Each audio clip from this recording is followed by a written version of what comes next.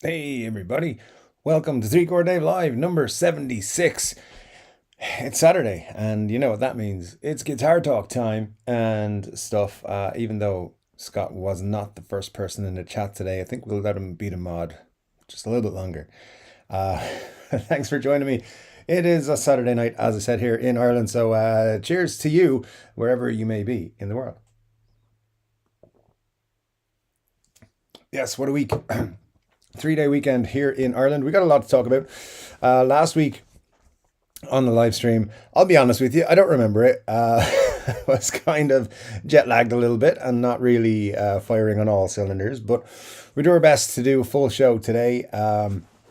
2 hours of talking about guitars and things. So if you have any other NAMM questions that didn't come up last week, of course, there's a video going out tomorrow about whether or not NAMM is still worth it.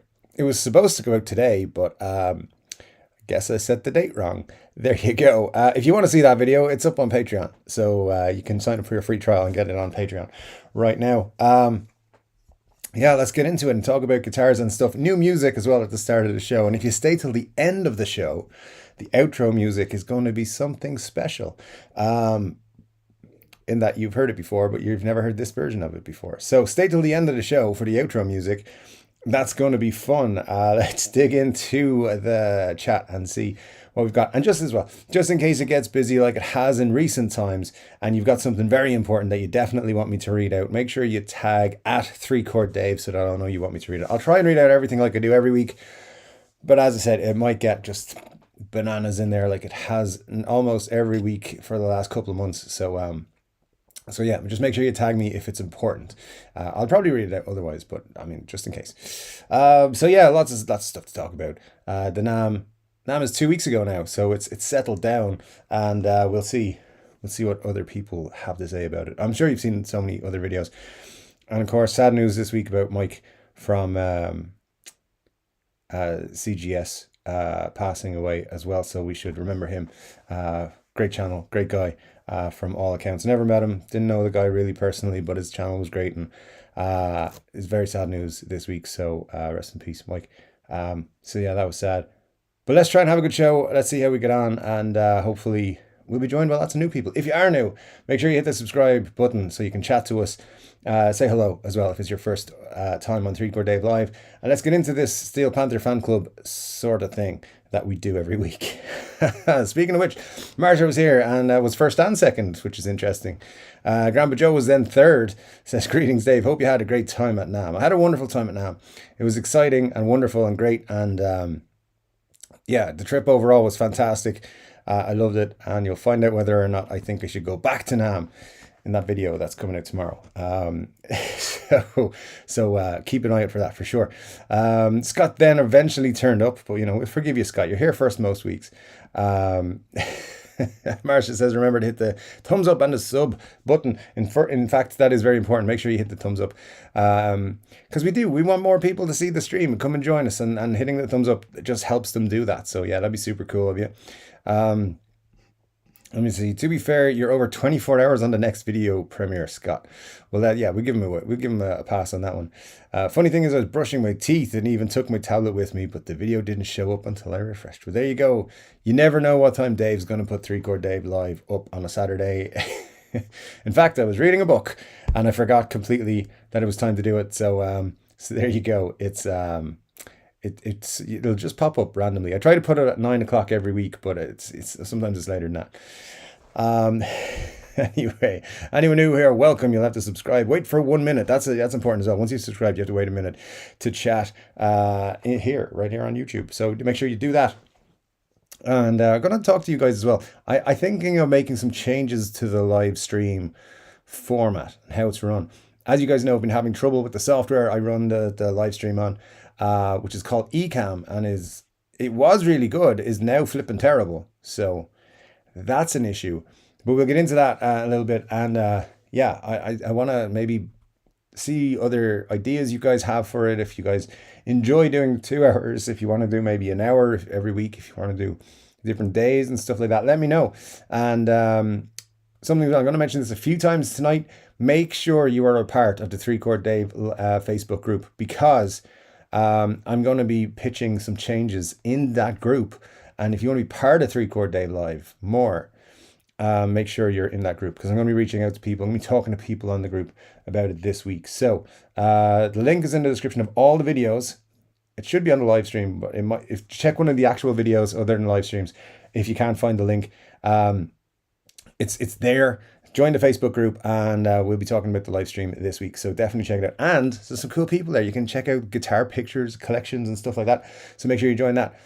Jack Collins is here, says, hello, Dave. I'm from Louisiana. Hello, everyone. Hope everyone's doing well. Great to see you as always, Jack. And yeah, hope Louisiana's having a good time over there today. T says, Adam Jones' guitar can still be gotten easily enough. I thought this one would go fast. The only place I've looked at it, T, is on Thomann, and they're saying currently, well, today, because I checked it today for a pal of mine, 4 to 5 weeks. So they're not saying sold out, but 4 to 5 weeks. They're still listing at $14.99 though, which I think is crazy. So yeah, $14.99 for this one when they're supposed to be $12.99. Yeah, I don't like that. I don't like that. I asked Cesar on Instagram, but he didn't respond to me. I was like, what the hell is going on here? But it could be the rarity of the artist's work in terms of being able to buy it. And it could just be that they're greedy. Who knows? Was there ever a pearl Pelham blue Gibson? Not a sparkle, but a pearl, from Scott. I don't think so, Scott, but I could be corrected on that. I'm not 100% sure, but I don't think so.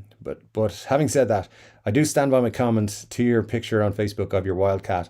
I think those would have looked great in Pelham Blue. So yeah, if you're out there, Epiphone, Pelham Blue Wildcats, please, that would be great. Absolutely.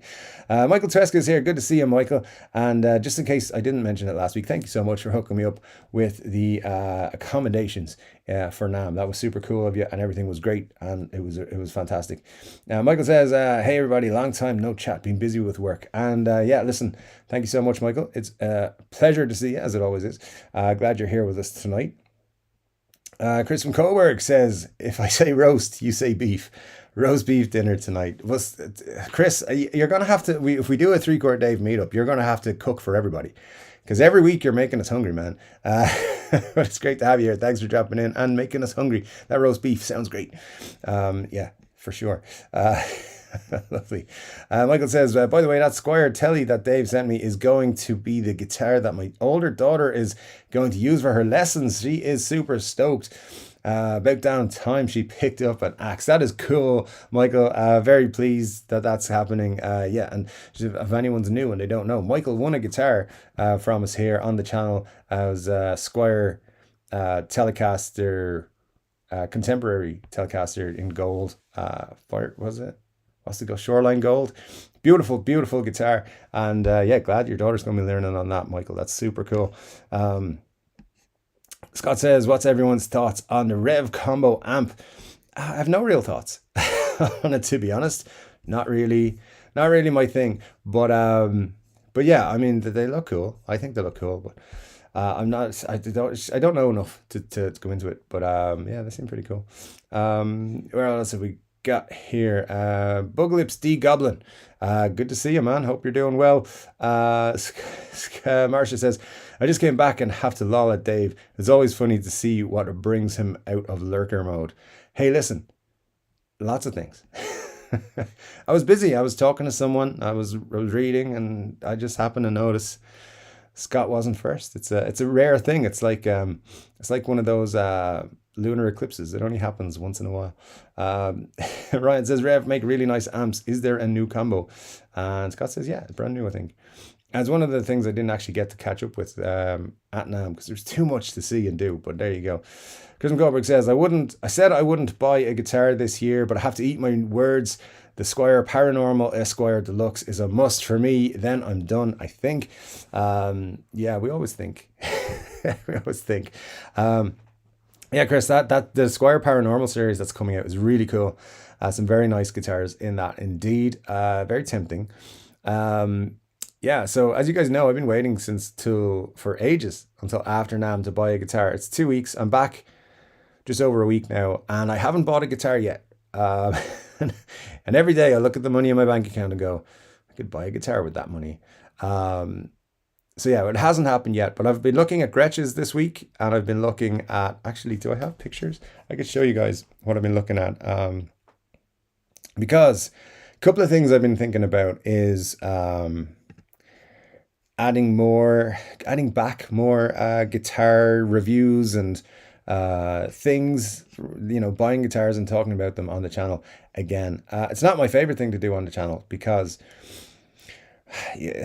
just because people have very strong opinions when you do that sort of thing. Where are all my pictures gone? All right, that's not it. All right, they've all just disappeared. There we go. All right, so we have, no, maybe I deleted them all. I don't know. Definitely took them. And they're gone. Okay, so anyway, it was a couple of Gretches that I was interested in. The newer ones. Colin's actually done on Guitarist, has done a couple of videos reviewing the ones I was looking at, but in different colors. I like their petrol color, which is blue-ish green for some reason. It's a very cool color. Also, they've got their anniversary ones out this year, the kind of blue with the white backing on them. I like those. And they're only like, I don't know, 500-600 euros. So those are pretty cool. What else have I been looking at this week? Obviously, the Eastman that I've been looking at. The prices have gone up on those a good bit in the last couple of months. So I'm kind of waiting for a deal to happen on those. And it's summertime, so something might happen. Also, still, only place I can find them is either in the US or the UK, which both means I got to pay extra taxes on them. So I'm hoping to find somewhere in Europe selling them, and or in the EU, within the EU. And what else have I been looking at? Lots of Les Pauls for some reason. Lots of Les Pauls. I very nearly bought a PRS 245 this week as well. Andertons have a couple of nice offers on the single cut PRSs, and a 245. I think it was like 500. And then plus taxes when it gets imported here. So anyway, soon that gas is going to have to be sorted out at some point very soon. But I'm waiting. I have a couple of things in the works which may make the budget a bit bigger. So we'll see how that goes. And speaking of making guitar budgets bigger on the channel, if you guys want to contribute to such a thing, buy yourself a Chord Dave sticker. Why not? Put them on amps, put them on other people's cars, put them on your girlfriend or your boyfriend. Tag them as part of the Chord Dave crew. Buy them a mug for Christmas. It's never too early to do your Christmas shopping. Get left-handed and right-handed Chord Dave on the mug. And you can buy yourself a righty t-shirt if you want to be cool like me and walk around looking like me for some reason. And then if you're left-handed, it's more expensive. The right-handed ones are $29.99 and the left-handed ones are $30 even. The reason is left-handed guitar players have to pay more. I don't know why, it's just the law. But if you want to check out those, the links are in the description below. You can hit one of those boxes, the pictures of the things, and it'll take you there. You can, and any money that comes in from the sales of those things will go straight towards gear for the channel. Another thing you should be aware of is that those t-shirts are probably going to last for maybe 2 more weeks. So if you do want to pick one up, it is the time to pick one up. The mugs will probably stick around for a bit though, and the stickers I think will stick around as well. But if you want one of the shirts, you got about 2 weeks and then they're going to be gone. So check them out. Also, because I know some of you want that GH Special shirt to come back, if you want it to come back, we've got to sell more t-shirts. And I mean, we've got to probably sell double the number of t-shirts we've already sold for those Chord Dave ones. So if you want them back, tell everybody to buy one. Buy them all, buy all your friends stuff for Christmas. Because, you got to make YouTube money somehow. And I'll try and pimp other stuff later on. Anyway, let's get back to the comments. Oh, hang on. Did I take the thing? I took it down. Okay, cool. Let me see. Chris, Marsh says, Chris, if you buy one and don't want the guilt, then consider selling something, guitar, amp, or otherwise. Don't do it. Don't do it. Just buy some new stuff. It's all good. Ryan says, Rev are made in Winnipeg. Must be nothing else to do there but make amps. I mean, it's probably true. It's probably true. I don't know much about Winnipeg, but that sounds about right to me. Chris Coburg says, totally, Marsha. I'm always selling gear when I buy new stuff. I mean, that can help. That can help. Muddy H2O with the very generous $5 super chat. Thank you, sir. Says, did anyone else hear guitar giveaway when he said he had money in his bank account for a guitar? I sure did. You might have heard that, but it's time to turn up that hearing aid, sir. I mean, eventually there will be another guitar giveaway. But here's the thing. YouTube doesn't make any money. So if YouTube starts making money, I'll be giving guitars away left, right, and center. Trust me on that. So yeah.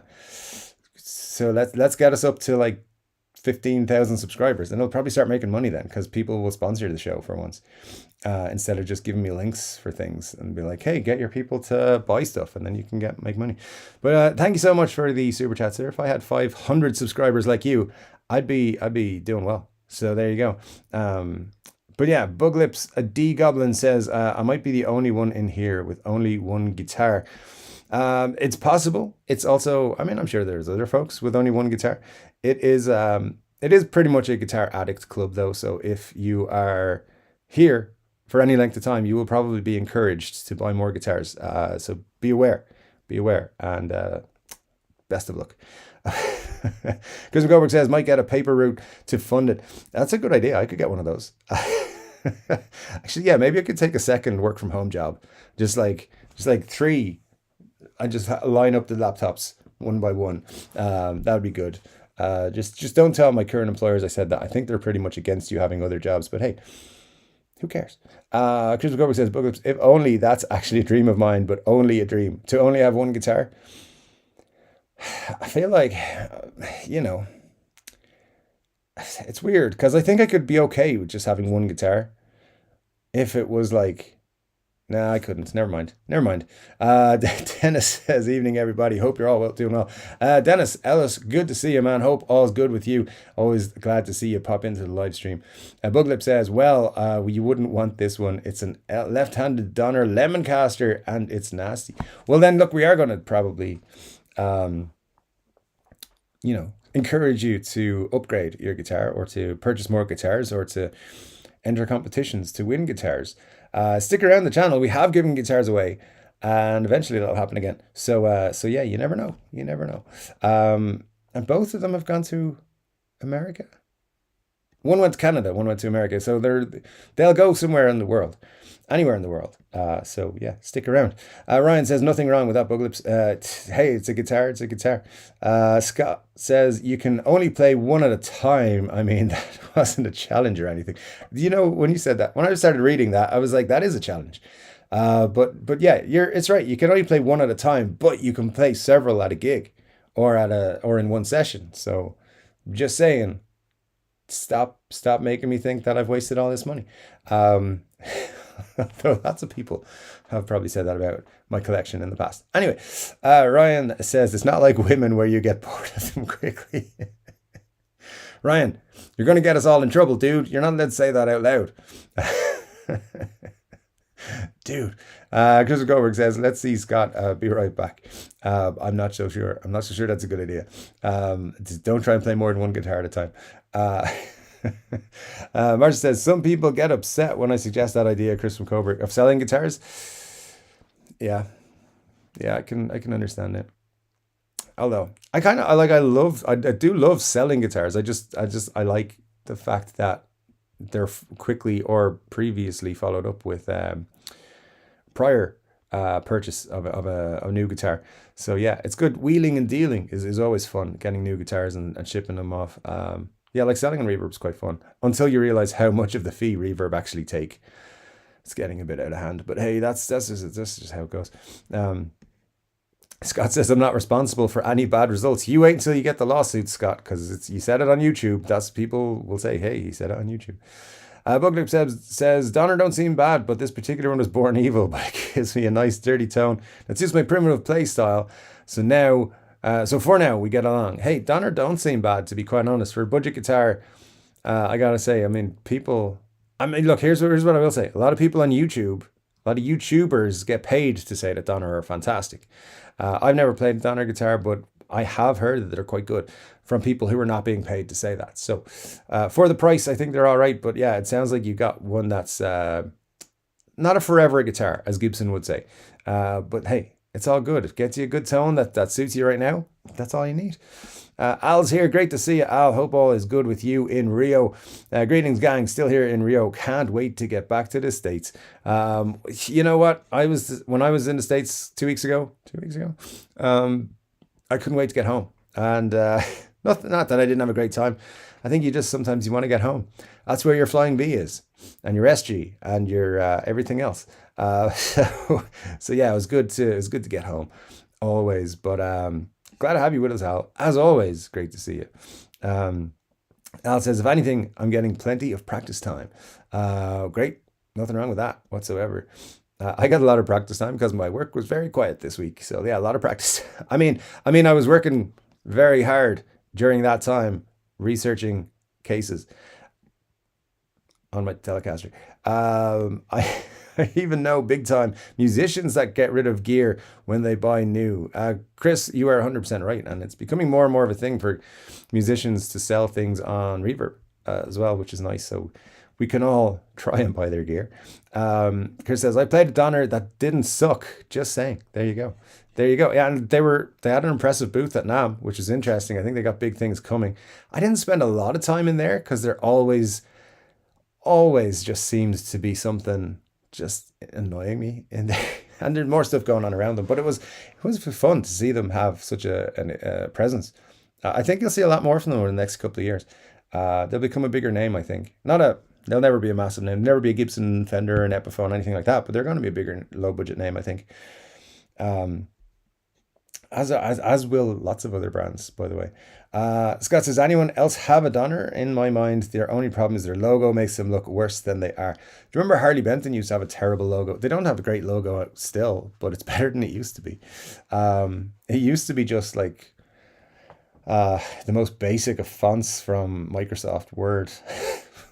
It's not much better now, but hey, it still needs work. Someone should actually, for free, design a brand new Harley Benton logo. I think that would be great for them, that they can put on their headstocks. Marcia says, most Donners don't suck from what I've heard. And Scott says the 335 is iffy. I think you mean the Donner 335, right? Not the actual 335. But yeah, for sure.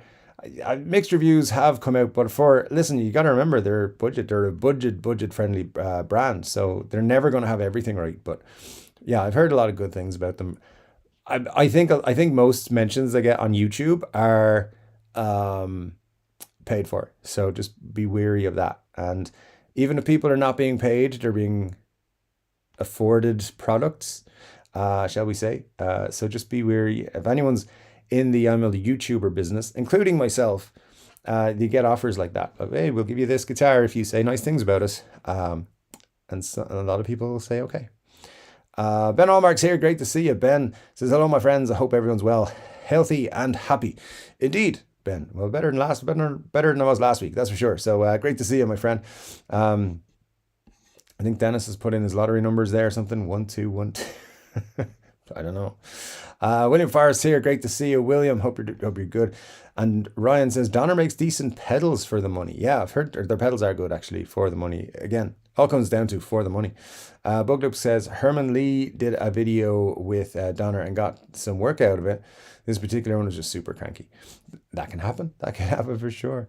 Al says, I bought an EWR Strat here so I can practice. Plays really well. Too bad I have a crappy amp, but I put a delay and reverb and that helped make it sound better. Very good. Very good. Jack Collins says, the cheapest guitar I own is a Harley Benton CST24 Deluxe that China Mike introduced me to. That, of course, being the PRS Custom 24 kind of knockoff from Harley Benton. But yeah, it's a great guitar. I had one of those years ago and thought it was really super, super cool, for sure. Yeah, China Mike introduced a lot of us to a lot of cool things. Yeah, and it's sad. It's sad with how things went for him. Anyways, Buglips says, I had to learn how to do a setup just to fix most of it. Well, hey, it's good to learn how to do a setup because a lot of guitar players don't learn how to do that, or it takes them a long time to get to do that. So Buglips, that is a great skill, and you'll have it for, and pretty much every guitar you buy will need some sort of setup, whether you pay, I don't know, $100 for it or $2,000, you're going to need to do something with it most likely. So I mean, $10,000 guitars. I've been in some terrible states. We've seen them on this channel and further afield. So yeah, it's a great skill to have. So kudos. Al says, I'm going to leave it here for my next trip so I don't have to take the guitar apart for the suitcase. That's a great idea, Al. Yeah, because yeah, you don't want to be leaving, you know, bolts behind and stuff like that. That'd be unfortunate. Good to have one there waiting for you when you get there. That's good. Kirsten Coburg says, I know Squire are going to be dropping some killer stuff. Here's hoping Epiphone drops some Firebirds or RDs. I don't think they're doing any RDs from what I'm hearing, but yeah, we should get some Firebirds, I think, this year. At some point. Yeah, of course it's all rumors and I don't have concrete information, but I think we'll see some Firebirds, different colors. I think they're going to do a red one with gold hardware very soon. And I know they've done that a number of times, but I'm pretty sure there's one coming like very soon. Red with gold hardware. Firebird 7. Is that the one with the 3 pickups? Yeah, they're doing one of those pretty soon, I believe. The 3 pickup one. That's what I'd look out for. And Firebird 1, I think, is in the works too. So look out for that. And some signature Firebirds, I think, are coming at the end of the year for people. So keep an eye on those. You might be surprised. Some of the signature people who are coming to Epiphone and Gibson this year, from what I hear, and I'm not going to go into it too much. Anyway, Scott says, did I hear that Joe Bonamassa has a new signature Fender amp or something?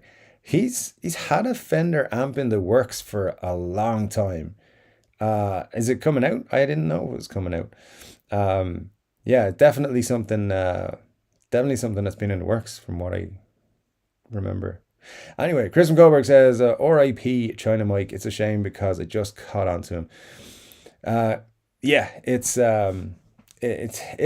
The dude was super cool. I think one of the first guitar YouTubers I got really into, and I'd floated away from his channel a little bit. Hadn't been watching it for like the last year or so, so I didn't even know much about how sick he was until you guys mentioned it on the live stream one time there, and recently. So yeah, it's sad, but you know, best wishes to his family and condolences and everything. But yeah, definitely a sad one. Let me see. Mercer says, Dave says it's been bananas for just the last couple of months. I mean, you know, that's just, I'm trying to be nice. Ryan says, Casino Guitars mentioned something about a new Jimmy Page Fender model that just arrived.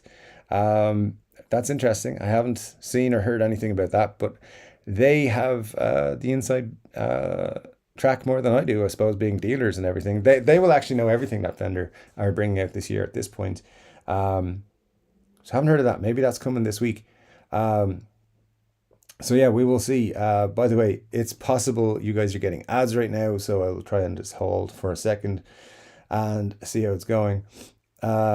Richard Clark, good to see you. Richard Clark, hope all's good with you. Are you sure that's a banana? I mean, I hope it's a banana.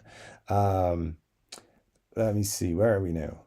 Lots of chats just popped in on top of where I was. Who is Nizadizo? I don't know Nizadizo, but thanks for dropping in. It's great to see you. Nizadizo must be cool. After all, he's here. There you go, Al. That is the correct response to Nizadizo. Great to see you. Marsh says, yes, I was going to bring up Mike today. He's a beautiful person. I was very impressed with his use of his own AI voice this last video just a month ago. I wonder how he did that. Yeah, interesting. Very cool stuff indeed, but there you go. Marsh says, it seems mostly everyone uses OBS. I can't comment if it's any good, but how bad can it be if everyone is using it?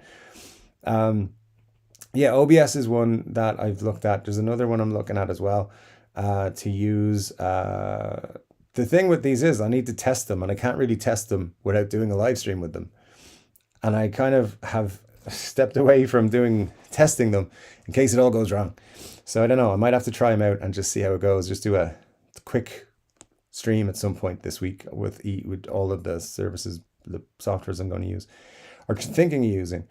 And the other thing is, like, this one costs like $20 a month and it's crap. It's just stopped working the way it used to work. So yeah, OBS is on the list of things to try. I'll have to download it properly and get to work testing it out. So you might see another live stream this week, maybe Tuesday or Wednesday. Hang on, what's going on Tuesday or Wednesday? One of the days I might pop in for half an hour just to chat and test things out, see how they're going. So If you do see it, it's probably just a test, and it'll be very informal. I mean, it's always informal, but you know, we'll be trying things out, seeing what all the buttons do. So come and join us to see what all the buttons do. Richard says, we have all decided you should do 3 hours, Dave. Oh man. 3 hours. I mean, 2 hours is a marathon, to be honest, with the live streams. It takes, it's tired. I get tired. It's tired. There you go. Yeah, it's a lot doing 2 hours. So 3, Dave's going to do one of those 24-hour-a-thons. I will tell you what, if you guys want me to do 24 hours, I will do 24 hours, but you gotta pre-raise €1,000 beforehand, and then I'll do it. So there you go. There's your challenge. But yeah, absolutely not. Scott says, yeah, at 10,000 likes. I don't know. I don't know what that, I mean, 10,000 likes would be fine. Ryan says, what's OBS? And Marsh says, it's a streaming software. Indeed. Chris says, I will be your chef, people. I like it, Chris. I like that we are committing you to a job and you're accepting it. It's all good. Scott says, what color binding on a Pelham Blue Wildcat? Mine is gold sparkle binding. They do a silver sparkle binding too. I'd like the gold sparkle binding, but I would not be opposed to the silver sparkle binding. I think that'd be cool. But I'd go with the gold. Yeah, throw the gold hardware on it as well. Why not? Yeah, I think the Pelham Blue looks good with gold on it. So, Ryan says, I thought it was some sort of skin cream. I mean, it might be as well. There you go. Scott says, Dave, do you think NAMM could go international, as in them hosting it internationally? Don't think so, no. I was speaking to people who were on the NAMM board, and they were like, NAMM's going back to its normal place next year. Their big thing was like, we don't want to compete with the Disney crowd. And that means like hotels aren't full of Disney tourists and kids, and people aren't, having to struggle to get locations for their events. There's just, everything's available to them in January, apparently. So that's why they do it in January. And they were like, this is where we have NAMM every year. We don't want to have it in Nashville. We want to have it in Anaheim. So no, I don't think it'll go anywhere. It'll be in Anaheim. And those of us who are international will have to go to it. And if you want to know my thoughts on that, you'll have to watch the video tomorrow. I do have a lot of thoughts about it. And I could probably have rambled a bit longer. The video's about 10 minutes long. I probably could have rambled for another 15 or 20 minutes about what I think will happen in the future with NAMM, whether it would go back to NAMM, whether I think it's worth going, and what they should do. It's not really my place to say it, but here's one thing I will say is I think they should have a specific YouTuber day, and basically everyone is there is like, you're talking to all the YouTubers today, because there's a lot of people who are like, I'm not interested in talking to the YouTubers. A lot of people who were like, hey, you're from YouTube, let's chat. So it was cool either way. But yeah, I think everyone, there should be like a YouTube day, because it only helps your brand and your business to be featured in these videos. Not my videos per se, but like KDH's videos, or I don't know, Spectre Studios, or whoever's like videos, 60 Cycle Hums, whoever. So yeah, you like embrace that. Not everyone was embracing it. At least not when I turned up. So maybe it was me. I don't know. But anyway, NAMM is cool, and I don't think they need to change it. They just need to make it appeal a little bit better. But they'll get to it. And if you want to know if I'm going back in January, watch the video tomorrow. You'll find out when you'll know if I'm going back or not. Jack Collins says, Chord Dave, I don't think guitar prices are going down anytime soon. You're correct. You are correct. Ryan says, do they ship Chord Dave shirts and mugs separately? My shirt arrived this morning alone. You just reminded me, because when I bought the shirt, there were supposed to be stickers and they never arrived. So I should get onto them. Yeah, I should have a load of stickers now, and I don't. So yes, they do ship them separately, apparently. The shirts go first and then everything else. So but Ryan, let me look into that as well, because I will chase that up, because they should be sending them and but from what I understand is they're actually being made at different places and shipped at different times. Benny Larson's here. Great to see you. Benny says everybody used to use Pro Tools too. Don't get me wrong, it's pretty sweet if they're only doing the playing. But from a tech point of view, it has some drawbacks. Pro Tools, yeah, my brother's like, he went to college and learned how to use that to a professional standard and everything. So he would be able to answer all those questions about Pro Tools. But yeah, you're right. I don't know much about it. Buglip says I've accepted my suffering as a left-hander. Yeah, left-handed guitarists they get a hard time. I apologize for that. Al says, Dave, get that PRS 245 as it is discontinued. It's a great guitar and can satisfy your need for a Les Paul fix. It's being replaced by the McCarthy and it's more expensive. Yeah, I know. And that's what's holding me back from buying it, Al, to be honest, because I want the McCarthy. So it's like, I really want the McCarthy, but the 245 looks great too. And it's cheaper.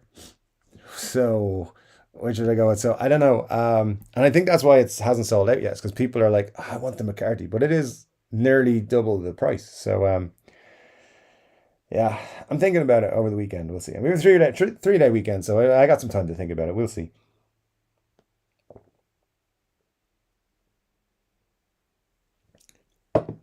Anyways, throat getting a bit dry there, so I had to have a drink.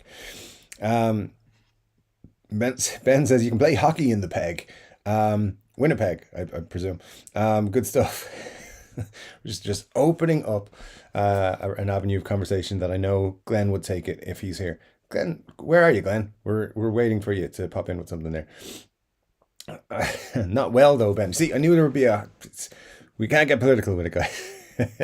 Marcia says, I heard Dave say he's giving away his personal guitars again. Giving away, yeah, you're definitely not hearing right there, Marcia. But no, I might sell everything and just move to an island somewhere. That'd be great. Ryan says, anyone watching the Leafs, like the leaves on the trees, the Nissan Leafs, the other kind of Leafs? I don't know. Oh, is it like the baseball team? Hockey team, right? No. William says, Gretsch guitar giveaway. Sounds good. Hey, if anyone who's watching or giving a Gretsch guitar away, good for them. Yeah. Yeah, no, I've never had a Gretsch. Maybe I'll buy one, hate it, and want to give it away. Who knows? We'll see. Buglip says, I could switch to right-handed and raid Scott. I do live just down the street. He wouldn't miss one. Sounds like a good plan. Sounds like a good plan.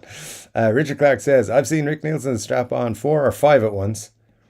I really hope you mean guitars. But yeah, Rick's special though. So, us mere mortals can only dream. Corey says, hey gang, hope this has been a great week. Don't forget to hit all those buttons for Dave. Thanks, Corey. Yeah, and thanks for dropping in. Always great to see you, man. And yeah, hit all those buttons. That's super cool. Jack says, I wouldn't know how to act with just one guitar. My wife says I'm a guitar hoarder.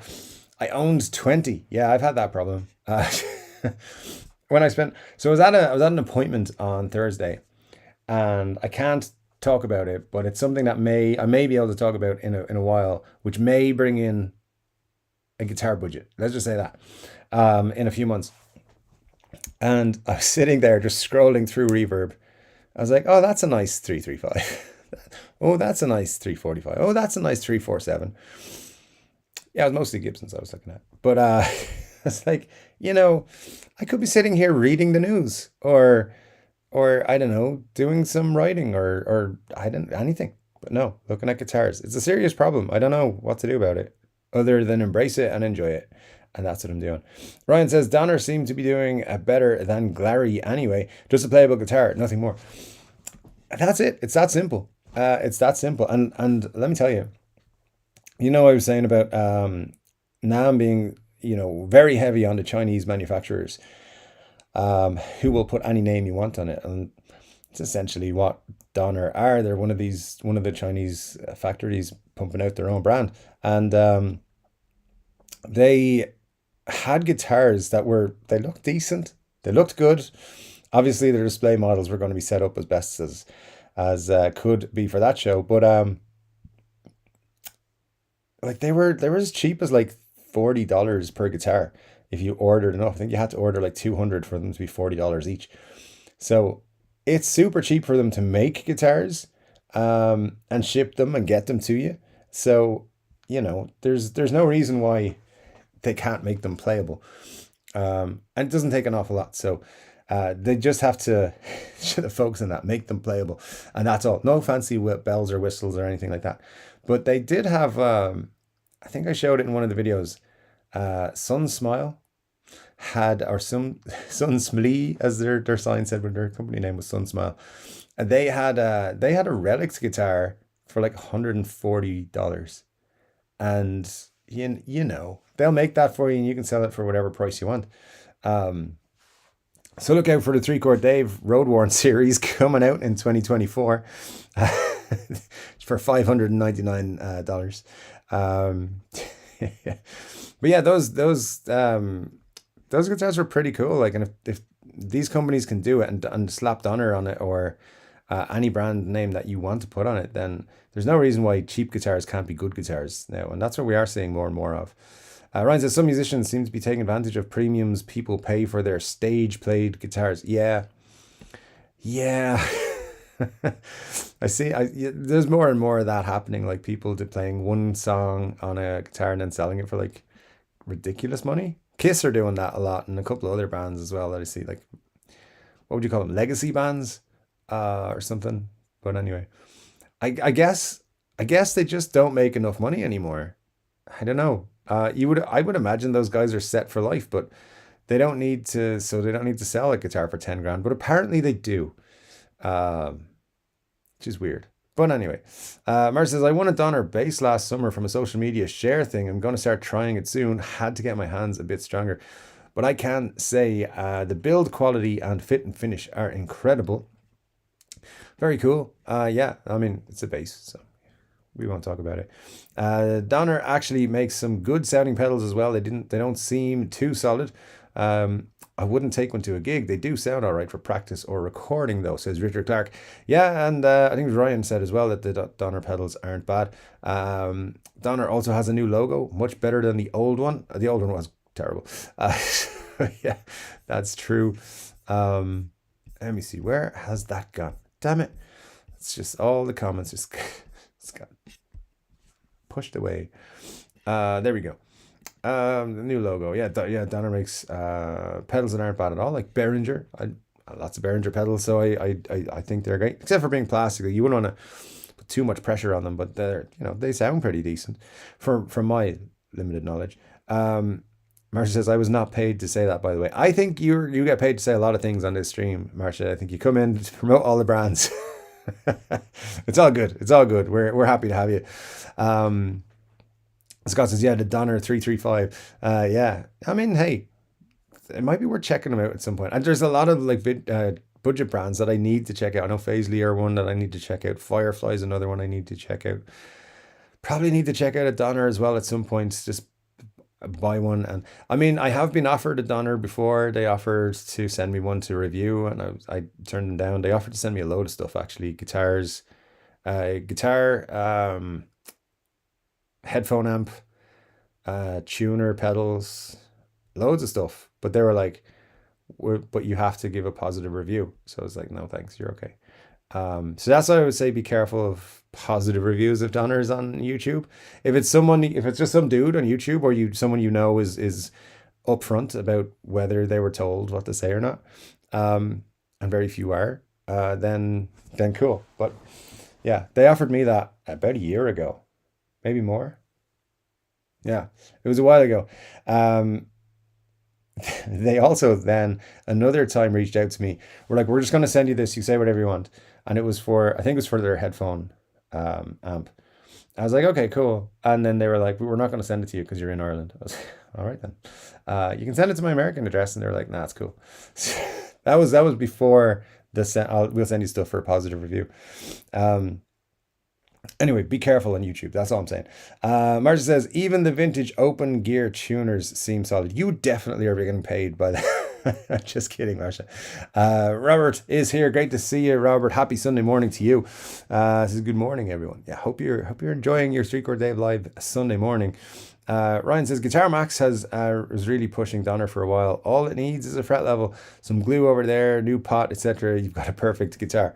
I mean, you know, all it needs is brand new electronics, a fret job,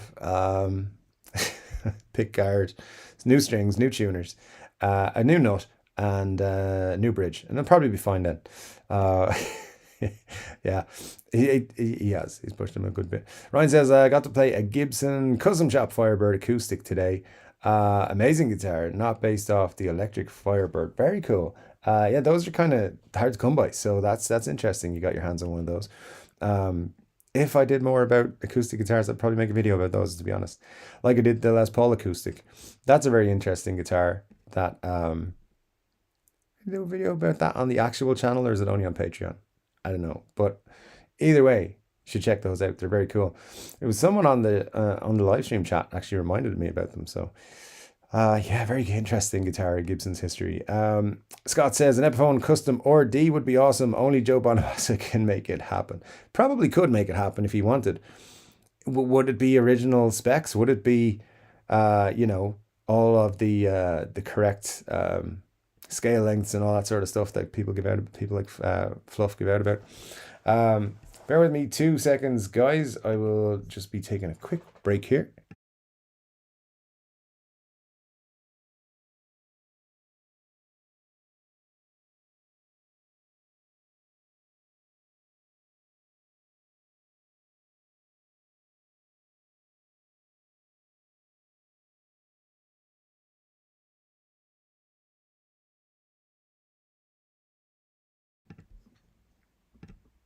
I'm back. I thought it was Ignici trying to get in the door, but really I just had to blow my nose. So we're good. We're good.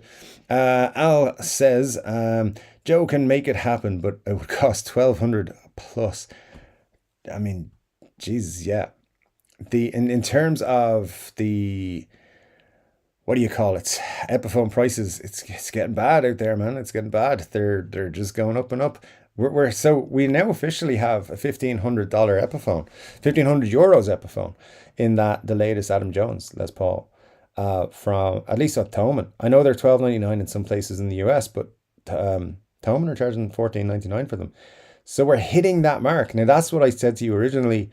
I think it was last year, early last year, I started telling you that it was going to be 1,500 for Epiphones. That's the price they were going to go to.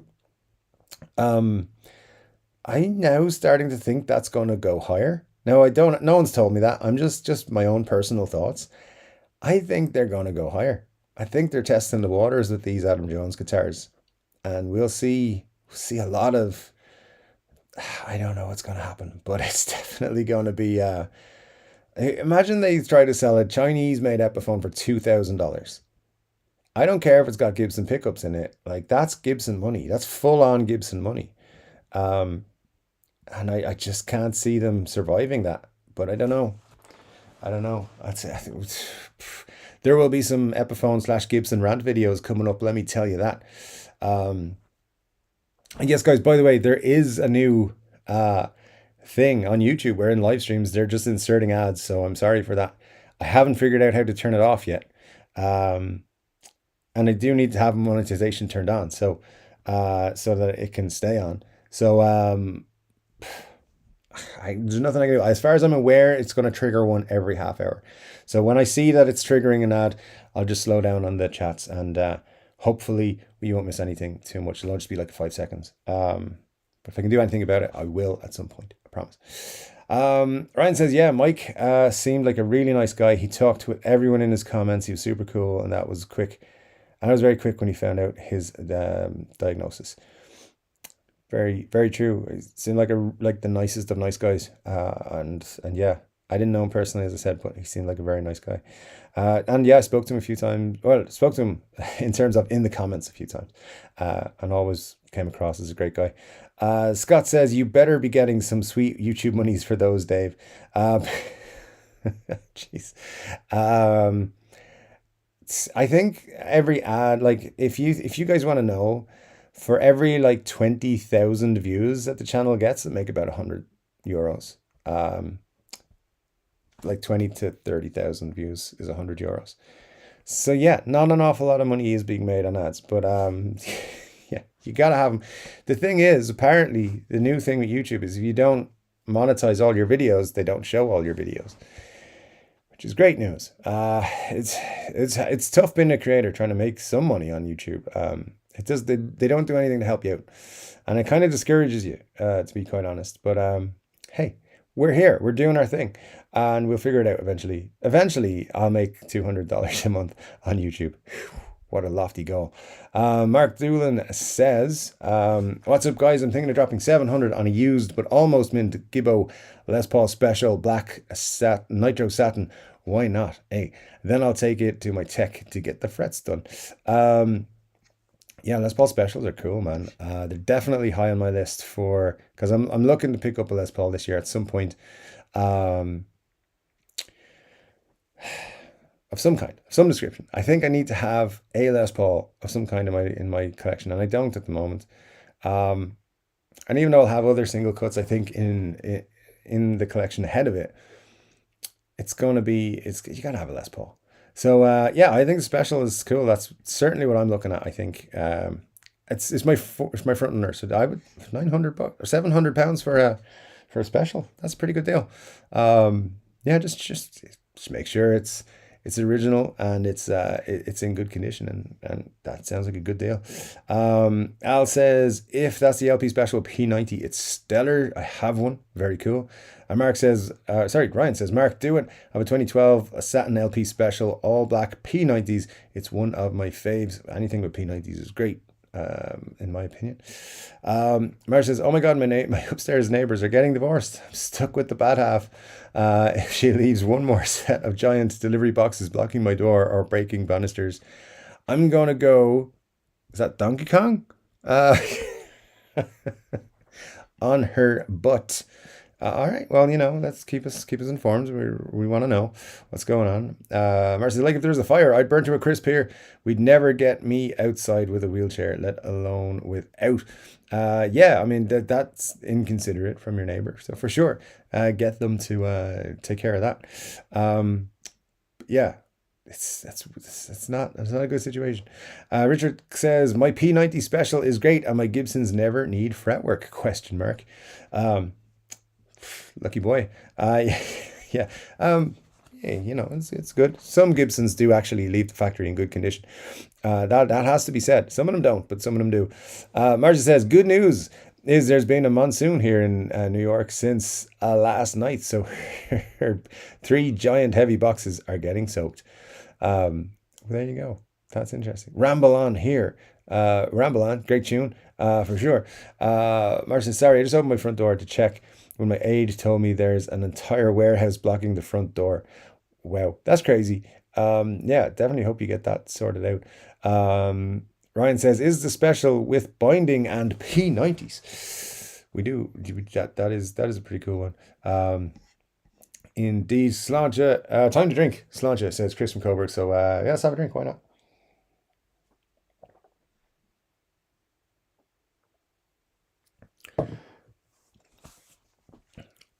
Anyway, Scott says no binding on a Special. Al says no binding on my Special. Marcia says I don't think there's binding on a Special either. Richard says, and this is right, Specials have a bound fretboard. Scott says standard and up unless it's a weird studio. Some studios do have binding, yeah. And Ryan says mine has binding. My last one had binding as well. Interesting on the body. That's cool. We'll have to check it out. Ryan, you've posted a pic on the Facebook page. Very good.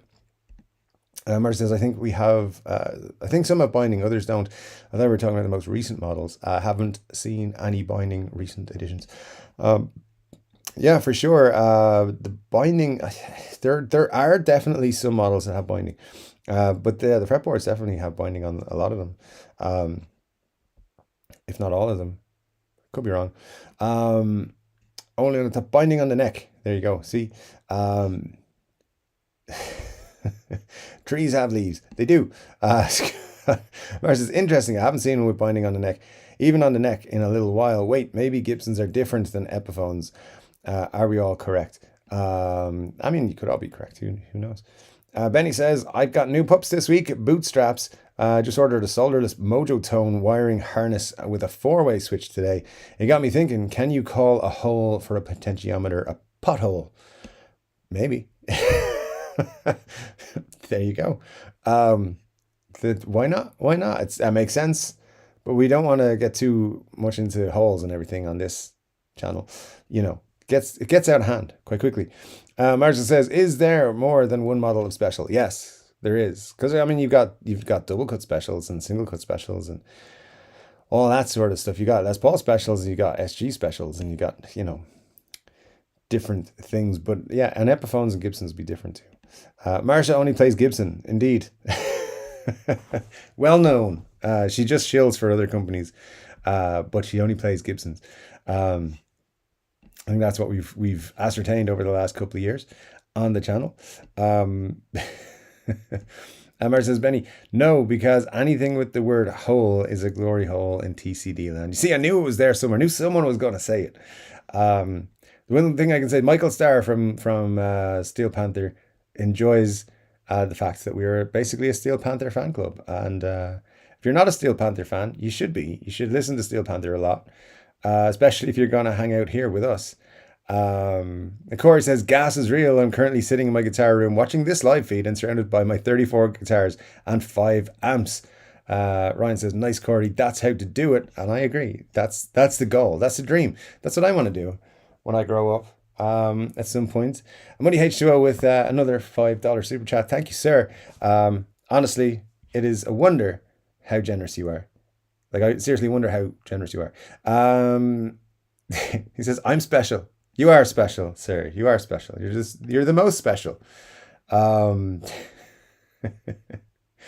Yeah, absolutely. Very good. Thank you, sir. I do appreciate you so much. I'm not going to get into any comments. Benny, I've been to the Gibson Memphis Factory Museum in my mid-20s. That's about as close to Gibson as I've been. I didn't even play guitar then. That's interesting that you would go to that tour. But there you go. Why not? Let me see. Thanks for the clarification, says Benny, for sure. Siri trying to get involved. Buglip says the Donner was at least a place to start, and I can do anything I want to and not feel bad. That's actually very true, Buglips. Yeah, and everyone starts with a low budget guitar, a budget friendly guitar, shall we say? Everyone starts with one of those and then eventually moves up. The thing you will find though is left-handed guitars tend to be more expensive and harder to get your hands on. So keep an eye out. But Harley Benton do a really good line of left-handed guitars, actually, in fairness to them, and obviously Donner do now as well. Benny says, Marcia, yeah, I remember you telling us about it, the Gibson factory tour, I believe. Yeah, that rings a bell for sure. Buglip says, for cheap replacement, I'd like a Squire HH Bullet Mustang, but can only find them in RH. All right, I believe the ads have fired again because it's on the half hour or on the hour, so we'll just slow down for a minute and wait for everyone to come back in, which should only be a few seconds. But anywho's, hope you're having a good, hope you're enjoying the stream. We're halfway through. So if you are liking it, make sure you hit the like button. If you're not liking it, just start liking it. There you go. Some great advice. Scott says, yeah, true, Buglips, it'll be a great mod guitar when you get something more suitable. And that's true. That's always a fun thing to do as well. Buglip says, I'm a noob enough and I might be able to switch hands. Hey, listen, whatever you're more comfortable with, that's the thing to do. Is Buglips Glenn? Says, no, not Glenn. I'm Scott's cousin, actually. Well, there you go. We're glad to have you. No, Glenn has, the reason you're being asked that is because Glenn has multiple personalities and comes in. This is genuine. Comes in with different accounts throughout the stream. So that's why. Just in case you're wondering about that. Marcia says, yeah, that's why I didn't dive onto that bass. It's a bass. I'm trying it for sure, though. I want to know why bassists want to have giant monstrosities. They must have terrible backs and necks. I'm not going to get in trouble talking about bass players. I'm not going to get in trouble talking about bass players. Scott Bogford says, is Glenn not here? He's not, but it's Glenn's birthday yesterday or today? I think yesterday. So he may be at some sort of birthday celebration. Interesting to know that Glenn and I share a birthday week. There you go. Mark says he didn't post something before. I thought I saw something though. I could be making that up. My memory isn't reliable. Damage. For sure. But yeah, Scott says Glenn's cute goth cousin, so not my cousin.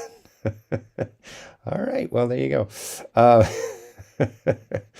Buglip says it's been a long time since anyone called me cute. Oh well, there you go. I mean, I'm sure Scott will oblige at some point.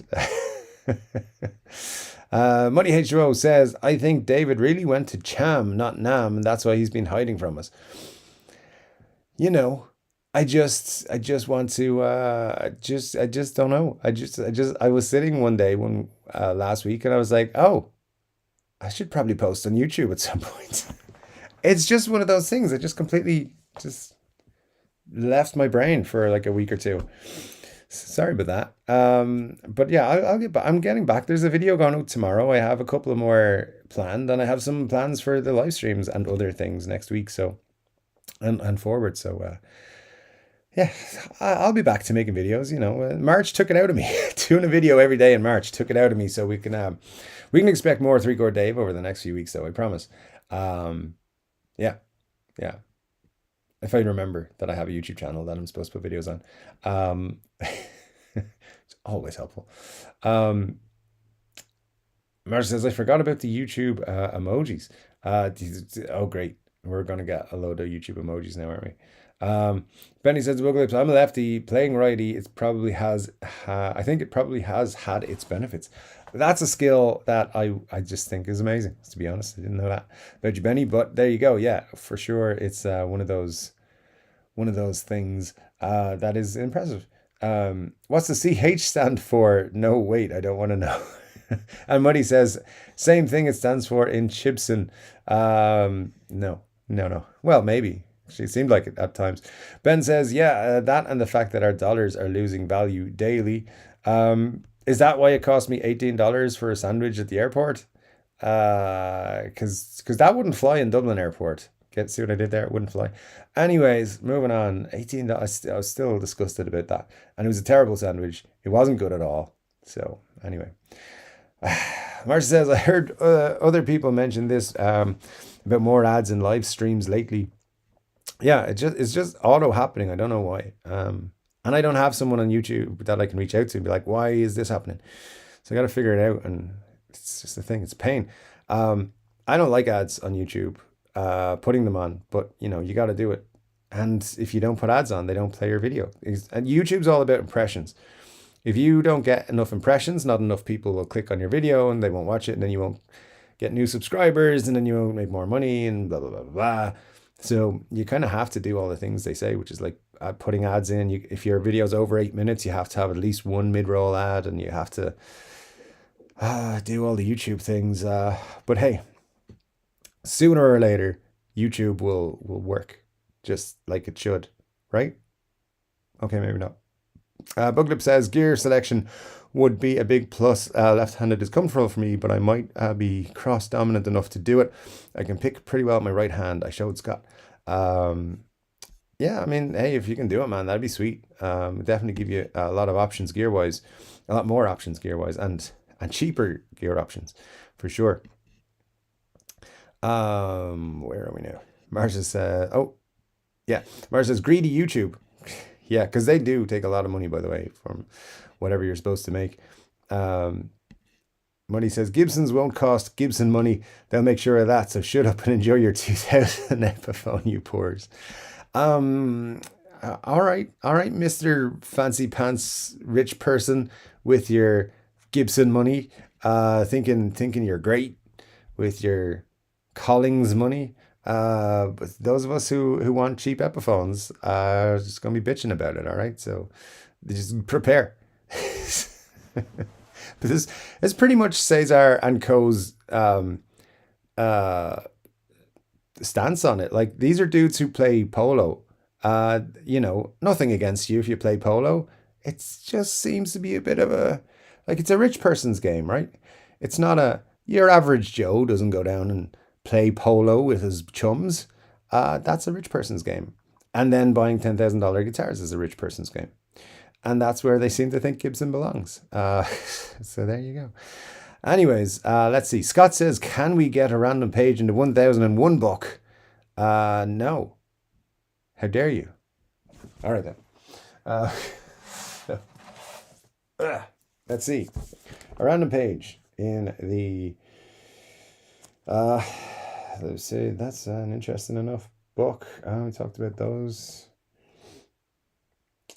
Here you go. It's not gonna, because the light is right there. So we got, yeah, it's not gonna show you properly. But there you go. There's a guitar, and I'll tell you what this one is. Can you see? I can't see what you see. All right. So that is a Hopf, Hopf Saturn 63. The Hopf family's involvement in the building of musical instruments in Germany dates back to the 17th century. The company that reached the peak of output in the early 1960s was founded in 1906 by Max Ernst Hopf.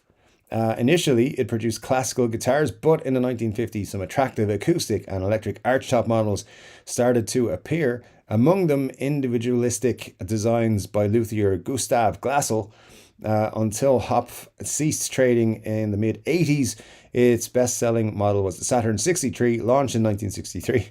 It's certainly a significantly higher quality electric than most guitars being produced outside of the United States at the time. The 16-inch 40.5 centimeter hollow body was built from maple with a spruce top and bolt-on maple neck, supported the 20-fret rosewood fingerboard. Among the other notable features is an unusually long 26-inch scale length, which is edging toward the lower reaches of the baritone range. The lack of clear influence found in a guitar like this is quite surprising. Instead of a violin-style F-hole, cut into the top is a pair of unusual cat's eyes sound holes. These, like the body itself, have a metal binding, which, along with the control panel, gives the guitar a really futuristic look. Electrics are simple, but again, unorthodox. The small octagonal knob is a master volume, and two plastic levered knobs look after the tone and pickup switching. As the several German guitars of the period, the amplifier connection is via a DIN socket rather than a standard jack socket. The single coil pickups produced a pleasant Gretsch-like tone. So that's the Hopf Saturn 64. Let me see, can you see it better there? That's what it looks like headstock wise and stuff. So there you go. That's the random page of the week for the live stream. Pop that back there. All right. So there you go. You learned something. Whether it was good or not, I don't know. Scott says, my first LP was the only one I needed. Didn't realize that for too long. I mean, yeah. Yeah, six Les Pauls later, I realized the first one was the only one I needed.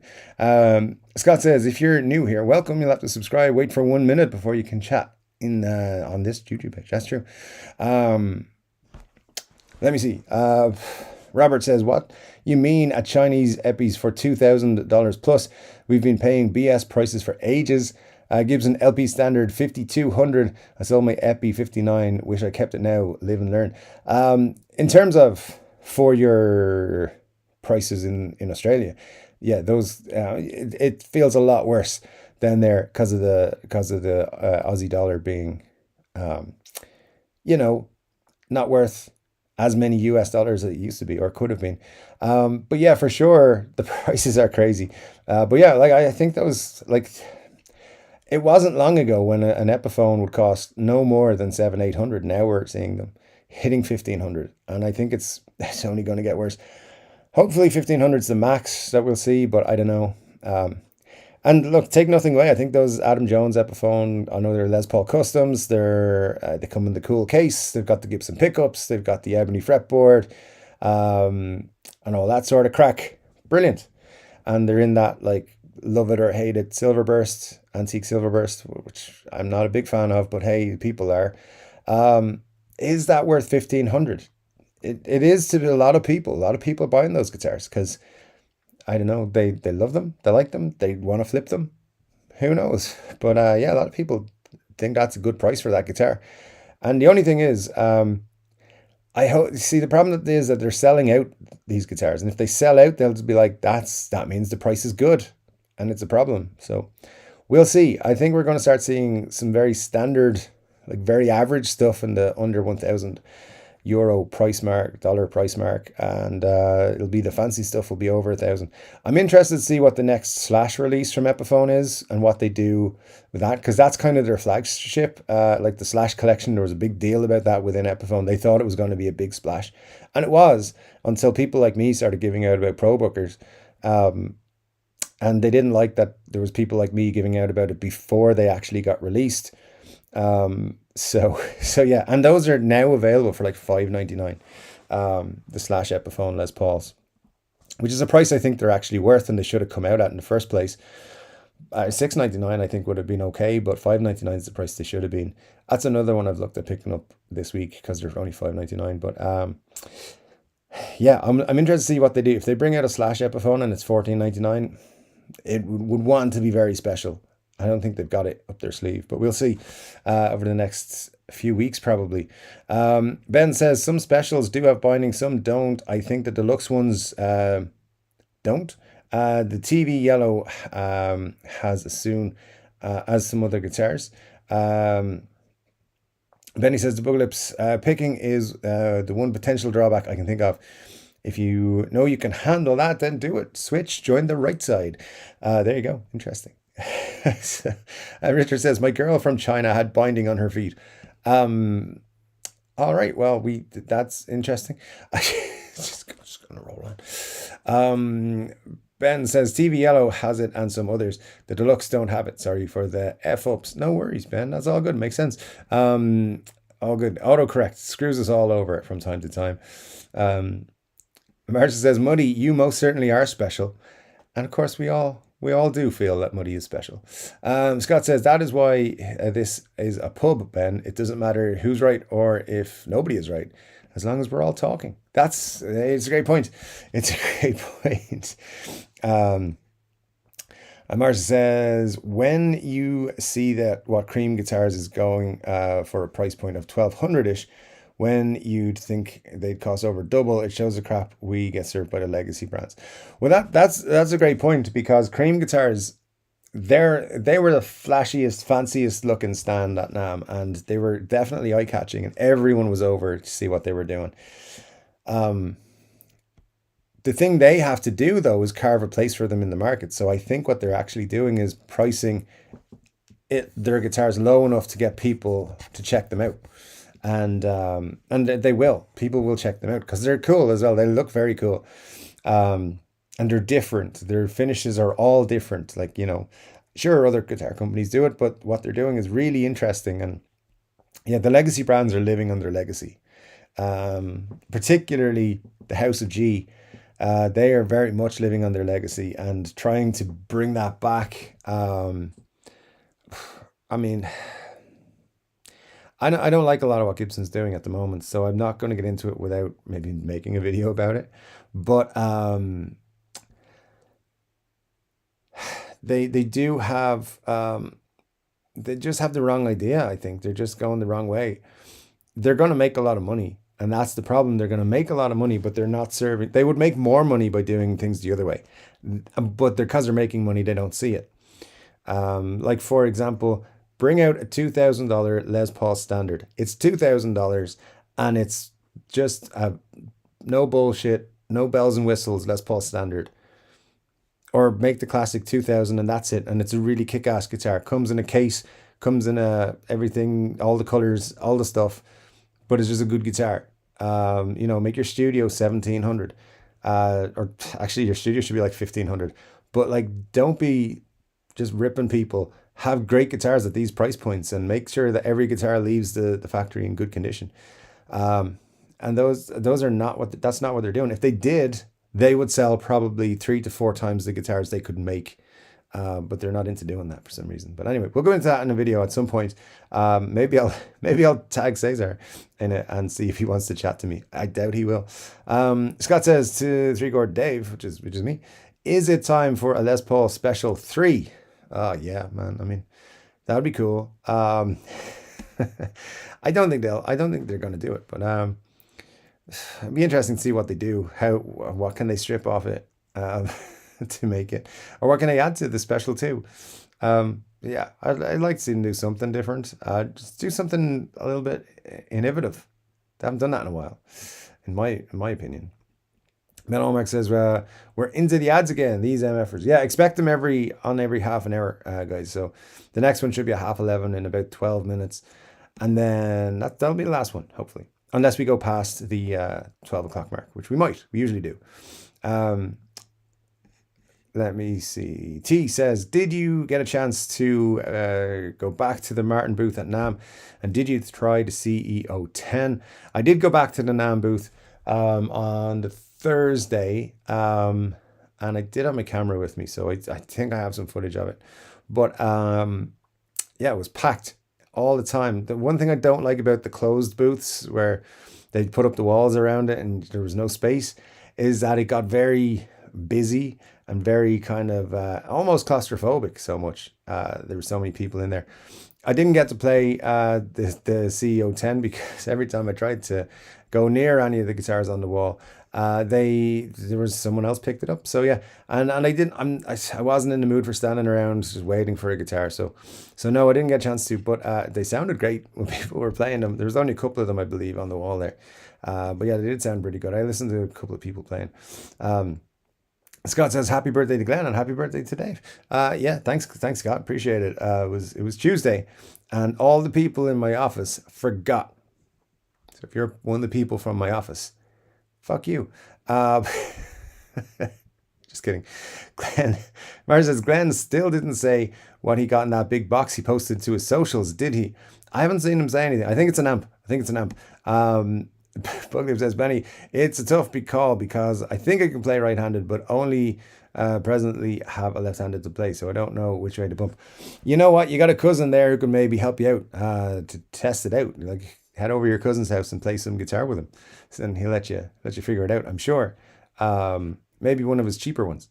But there you go. Just volunteering Scott's guitar collection for you to test out, which I don't have any authority to do. Marsha says, let's all sing a big round of happy birthday. Yeah, do it, Marsha. I appreciate that.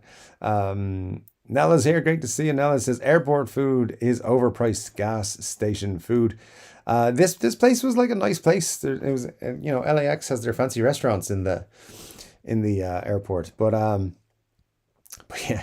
Yeah, I mean, like Dublin Airport is not cheap. The whatchamacallums, the stores there are not cheap. You want to buy breakfast or a sandwich or something, it's inflated, but they'd never get away with charging 17, 18 euros for a sandwich. Not a hope.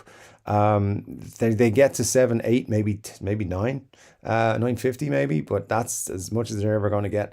And I mean, prove me wrong. I've never bought a sandwich at the airport in Dublin. So, well, not that I remember.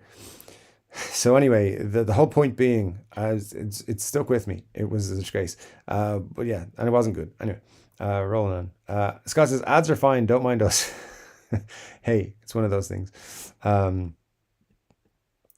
Edge Rose says, can't stand ads. I paid not to see them. See, he's all about Gibsons and paying to not see ads. It's just who Muddy is, because he is special. Ben says, thanks for the laugh, Dave. I got a good laugh from your answer to my comments. Glad you did, Ben. That's what I'm here for, to entertain, to keep you guys coming back for more. Marcia says, you think YouTube makes more or less from premium subscribers? They make more from premium subscribers. And because they count in that you're not going to pay for ads. I mean, the average person on YouTube makes I know 5-6 euros per month for them in terms of views, whereas I think it's 10 euros for YouTube Premium, same as it is for Spotify. I think they're the same, but yeah, you definitely have definitely make more money if you're a premium subscriber. They pay less to the creators for premium subscribers. We get less of a share. because they want to keep most of the money, which they do. But there you go. My knees hurt here. Great to see you. So you're drinking Kilt Lifter Ale today. I still haven't tried it. I still need to get my hands on that at some point. But good stuff. My knees hurt. Great to see you. And Al says, I'm a premium user as I can't stand the ads. They always popped up at the wrong time. And every time is the wrong time. Every time is the wrong time. Yeah, I've noticed as well, because YouTube money is down for everybody across the board. And I've noticed some channels that I watch regularly putting more and more ads. Channels that used to have ads just at the start and the end of their videos. You've no choice about ads at the end of your video. They're always there. But people who I watch who would only have ads at the start of their videos now have like 2 ads in their videos as mid-roll ads. And it gets annoying, but you can tell like they're just trying to keep their money that they make from YouTube at the same as it was, which means they have to put in twice as many ads, which is a pain, and it shouldn't be that way. And YouTube knows it pisses off the audience, because when you place a mid-roll ad, it says make sure you're not putting this in a place that will annoy your audience. So anyway, thanks YouTube for being a dick. Ben says, I was on the Canadian polo team as a kid. Well, I hope you enjoyed it, Ben. And yeah, I'm sure polo is great. It's just, I mean, it's just not, you know, cheers.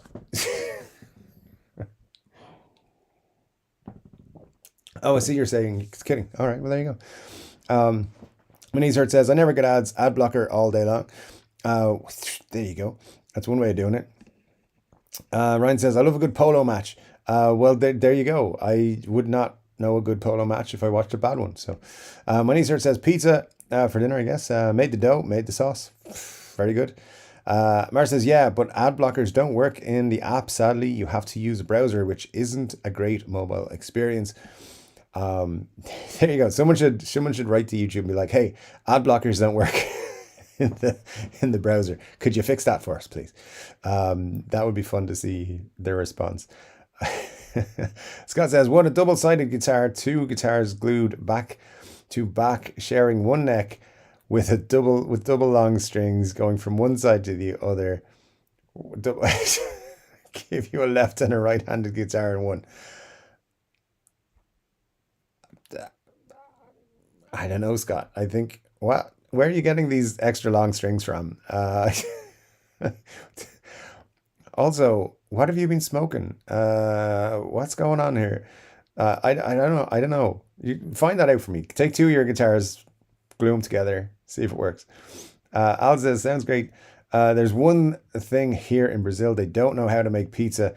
They make it without sauce. I think I'm just not going to Brazil because you said that ever. Money HO says, I feel your pain, Marsha. My Dave blocker doesn't work on apps either. Dude, you wouldn't install a Dave blocker if one existed. What are you trying to... Just whatever. Nobody believe Muddy H2O. He's full of sauce. Ben Allmark says, I get itchy like crazy when my facial hair gets longer than a centimeter. I don't know how you do it, Dave. Yeah, man, that's pretty normal. You just gotta ride through it. Take a couple of weeks to get through that itchy phase, and then it's just sweet long hair goodness. Or this, it's this, whatever this is. It's like this then. Yeah, you get through that itchy phase though, you're good. It takes a couple of weeks. It drives you crazy for a couple of weeks, but then you're good. But anyway, yeah, it's not bad. It doesn't get itchy now, so that's my bearded advice is get through it and you'll be fine. Mar says, Scott, there's a YouTuber who made a 2-sided acoustic guitar. It was meant as a joke, but I thought it was a brilliant idea that could sell. Scott tried to build an electric version. Find it. There's a Chinese guitar company, or there's a Chinese company that sells them on AliExpress, the 2-sided guitars. So I don't know who the YouTuber is, but they're selling them, or they're trying to sell them on AliExpress for a long time now, a couple of years probably. I think I featured them in a video way back. One of these like, hey, Gibson or AliExpress are selling crazy stuff. Anyway, my knees hurt says pizza is super easy to make. Dough is flour, water, salt, yeast. Sauce is can of tomato sauce. garlic, onion, fennel seeds, paprika, etc. There you go. Yeah, I mean, pizza's not difficult, is it? I don't know. You just go on the app, you press Domino's, you order the pizza, and then there you go. Marge says, I forgot his name. He's a big YouTuber, plays all the weird instruments like a cave. All right. I think I've seen the videos, but yeah, you can get them on AliExpress. Just for everyone's information. Not that you should buy guitars off AliExpress. I'm just saying. But if you use use the one set of strings, would it be reversed on the backside? Would it not? Scott, you're weird. Bug lips, yeah, I get it, but I've also noticed how just how few lefty guitars there are in the market, especially from the intermediate to custom shop level, and often higher prices too. Yes, Benny, you are correct. It is more expensive and more difficult to get left-handed guitars, particularly at the higher price ranges. They just don't give any lefty love for some reason. Don't know what that is. My niece says, I ordered a drum kit today. I need something to pound on. I'm just going to move on. Mar says, to Muddy, does the blocker work on Geek Lords though? There you go. That's what we need. Geek Lord blocker. Booklip says, maybe I'll get that RH Bullet Mustang and try it out. That's a cool guitar. So RH, of course, meaning right-handed. Yeah, I should call that out just in case. Scott says, I have barely enough time to come up with ideas, not enough to bring them to fruition. I don't know if that's a great idea, Scott, but there you go. Marge says, Scott, have you seen the guitar I'm talking about? It actually sounded great for a double-sided acoustic.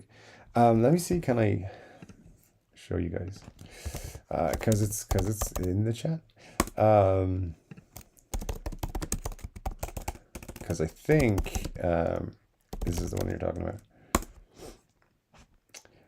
And I bet you I won't be able to find it right now, but it is, I think it was pretty cheap as well.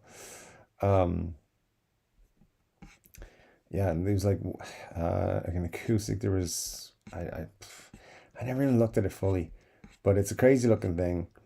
And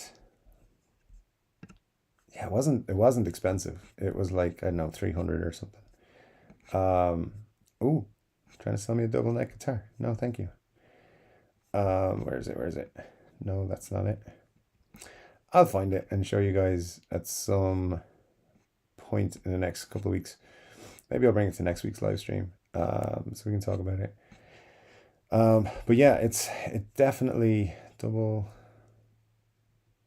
G, double fret guitars. And let's try this one page. No, it's not there. Okay. That's unfortunate because yeah, I would have liked to show you. But yeah, I've seen it, Marshall. I know what you're talking about. It's I'll find it and show you guys some stuff. It is half-assed, guys, so some of us are going to get ads in just a sec. So let's just hold on here for a second. And those of us who are premium members or, you know, not watching ads, good for us. It's good to be living the good life of not having to watch ads during this live stream. I think that should probably do it. Most people will have skipped their ad by now.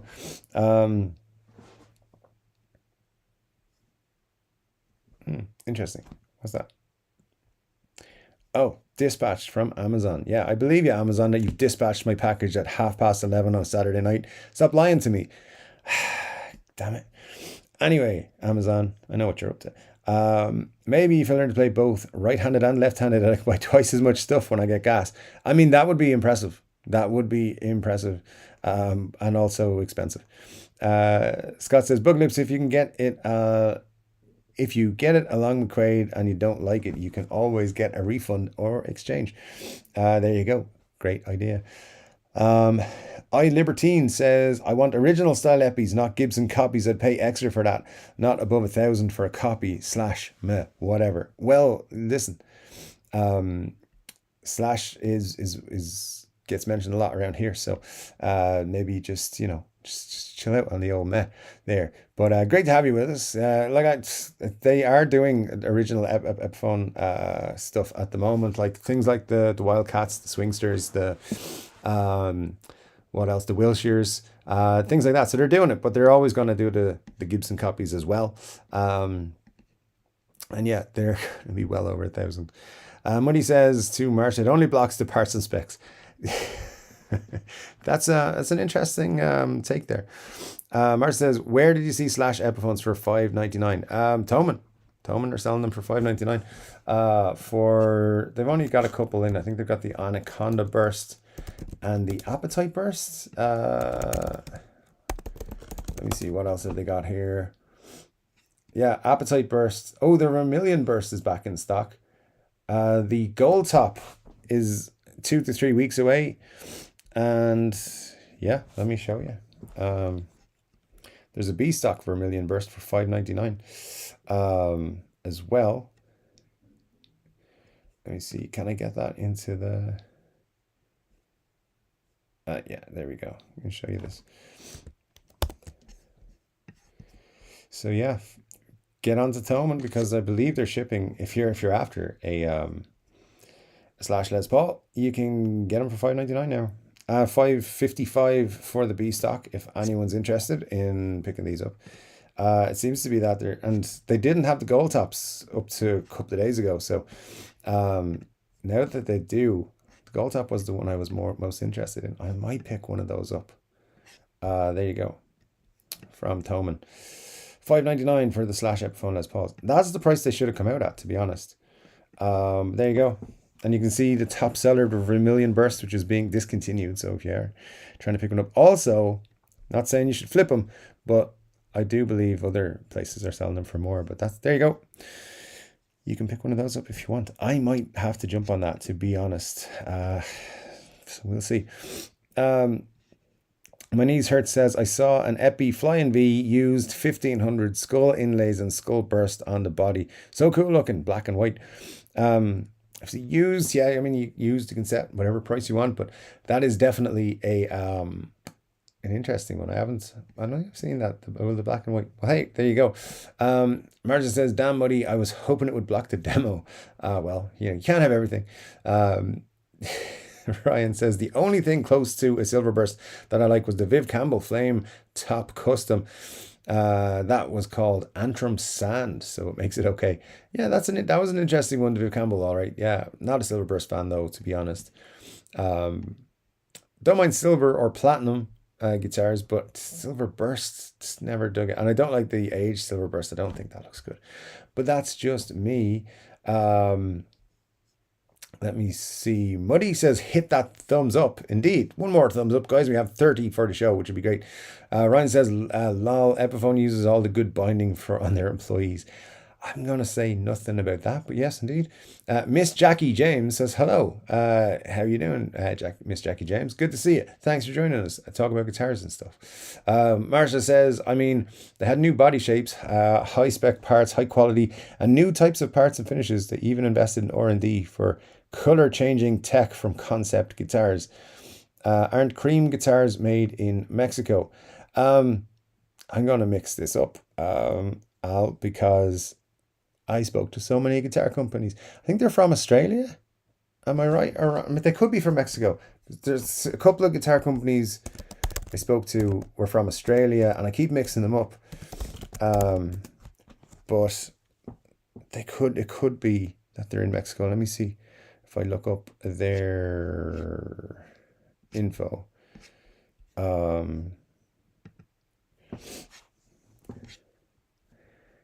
Interestingly, they have KDH's video on their homepage. Interesting. Should have done a video specifically about them. But hey, yeah, they are Mexico. Yeah, there you go. Very cool stuff, though, that they're doing. Like them a lot. Andrew Collins, good to see you, says, I wouldn't spend a lot of money on advertising if I were the big three. They don't need to because of YouTube. That's the honest truth, is like, I will make a video about any Gibson or Fender or PRS guitar I think is cool. And if they were to reach out to me and be like, hey, let's do some content together, the big three, I would do it with. Like, I wouldn't even question it as long as it was worthwhile doing. Like, I'd never give a positive review for something if I didn't think it was great, but I would never let them influence a review or anything. But if they wanted to do content, yeah, I'd be like up for it, because they might give me stuff for free, which is the goal of the channel now. First it was get to NAMM, now it's get free stuff. So yeah, they don't need to. Like, that's why they need to go to NAMM, is to, and I mentioned this in the video that's out tomorrow. YouTube is going to spread the word for them, and that's what they need. They need to just reach out to YouTubers and be like, hey, here's some stuff that you can now pick up, and people will make videos about it for like next to nothing for them. So yeah, there you go. Mar says, if a small company like Cream can do that, it shows how much we are lining the CEO's pockets, not just Gibson, Fender too, many of these big brands.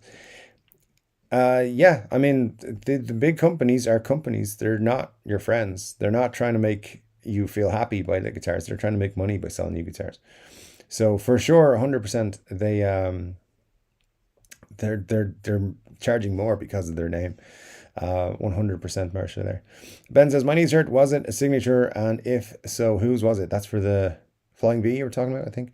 Ryan says, yeah, Cream are from Mexico. They're handmade by skilled workers, not mass produced in a factory. That's true. Mexican guitar builders, Fender at least, are phenomenal. That's true as well. And Benny says, since the bullets are going out of production, it'll probably become somewhat collectible at some point. Every self-respecting guitarist will want one.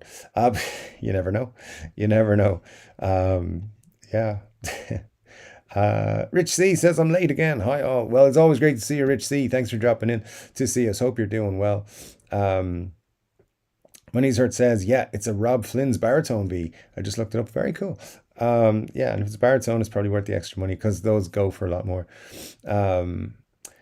Mar says, I'm sure Gibson could still pay their entire staff the same or more and still make a killing. The chief officers and execs would still be able to go on plenty of exotic vacations. Yep. The bullet is going away again. They're replacing it with the, what are they calling it now? The Sonic range or something? Yeah, so bullets are being replaced with the Sonics. That's right, I think. Ben Allmark says, Scott, I agree. The Mexican Fenders are top notch. I've yet to see or put my hands on a dud. There you go. Yeah, I mean, I've heard nothing but great things. Again, need to pick one up myself, and I'm waiting for a couple of potential signature models to come out soon. Hopefully, it'll be one of those that I pick up. Let me see. Nella says, perhaps Gibson needs to revive the Kalamazoo brand. American-made instruments, but less expensive than a Gibson. That would be an interesting one, making Kalamazoo guitars in Nashville. Yeah, look, we've done videos on the channel before about the different brands that were made in the Kalamazoo factory. So you had Kalamazoo and you had Dwight, which of course was a brand for a specific guitar shop or music shop that I don't think exists anymore. So they could pump out Dwight guitars again. Of course, they got the Maestro brand is back with the pedals. They could put that on a guitar again, but it's synonymous now with cheap guitars. They could also make Orville guitars again, even though that was kind of a cross brand with Fujigen, was it? Off the top of my head, I think. But yeah, I mean, they could definitely do something. They could make Epiphone American guitars and just make them cheaper. But yeah, I don't see them doing it. I think if they, I genuinely think, and I know they could do this, if they were to make, and they have the tributes at the minute, which are about what, it's like $1,000, just over $1,000, maybe 1,100. They need to make those $9.99. You can buy a Gibson, an entry level Gibson, for $1,000. Sell them all day long. But there you go, and just make them half decent, and or have half decent features, or you know, it wouldn't be that big a deal. They'd sell so many of them, but because the difference between 999 and exactly 1,000 psychologically is massive, and people will be like, it's just over that 1,000. And even if they don't think it's a big difference, it'll stop them buying. They'll be like, oh, but that Fender over there is $799. I'll buy that instead. You got $200 left. I think they're missing a beat by definitely not having cheaper American-made guitars. Whether it's under the Fender or Epiphone or Gibson or Fender name or a different name that's made in the same plant, I think they are missing a beat. But I've said again before, for me, I don't care if it's an American-made guitar or if it's a Chinese-made guitar or an Indonesian-made guitar or Mexican or French or German or whatever. It really doesn't matter to me. But there you go. That's just because like at the same time, Irish made means more to me because I'm from Ireland, and American made will mean a lot more to American people. But yeah, when it comes to that, I mean, it's just how it is. I just don't see the difference. I don't see the difference in quality either anymore. So there you go. But I think they should make them, and I would definitely be in line to buy them at the same time. So anyway, contradicting myself, I know, but I think it'd be a cool thing for him to do. Scott says limited edition just means different paint too often lately. Yeah, sometimes it means nothing at all, as the Epiphone 59 Les Pauls are showing. Limited edition, but like seem to be available forever all the time, no problems. Um, yeah, those are interesting. Al says Gibson is doing just fine, making tons of money. Yeah, they're making tons of money, um, but they're making it in the wrong way, in my opinion. And look, all that matters to them is the balance sheet, and they're making a lot of money, so they don't really care. But yeah, eventually people are going to turn on them, and that's going to be a day they regret.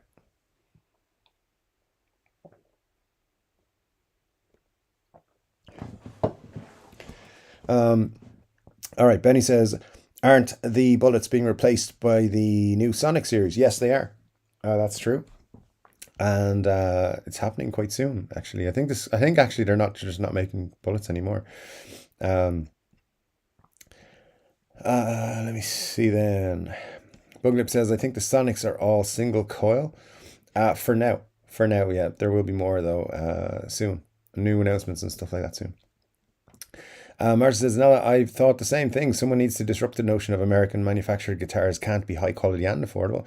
It is possible to achieve. That's true. Yeah, I mean, it is. The big problem is like Gibson are definitely throwing on their own Gibson tax as well. Don't forget that. Scott says, might be old stock around for a while though. That's very true. There definitely will be. Al says Sonics are single coil and are Fender's entry level sub affinity. True.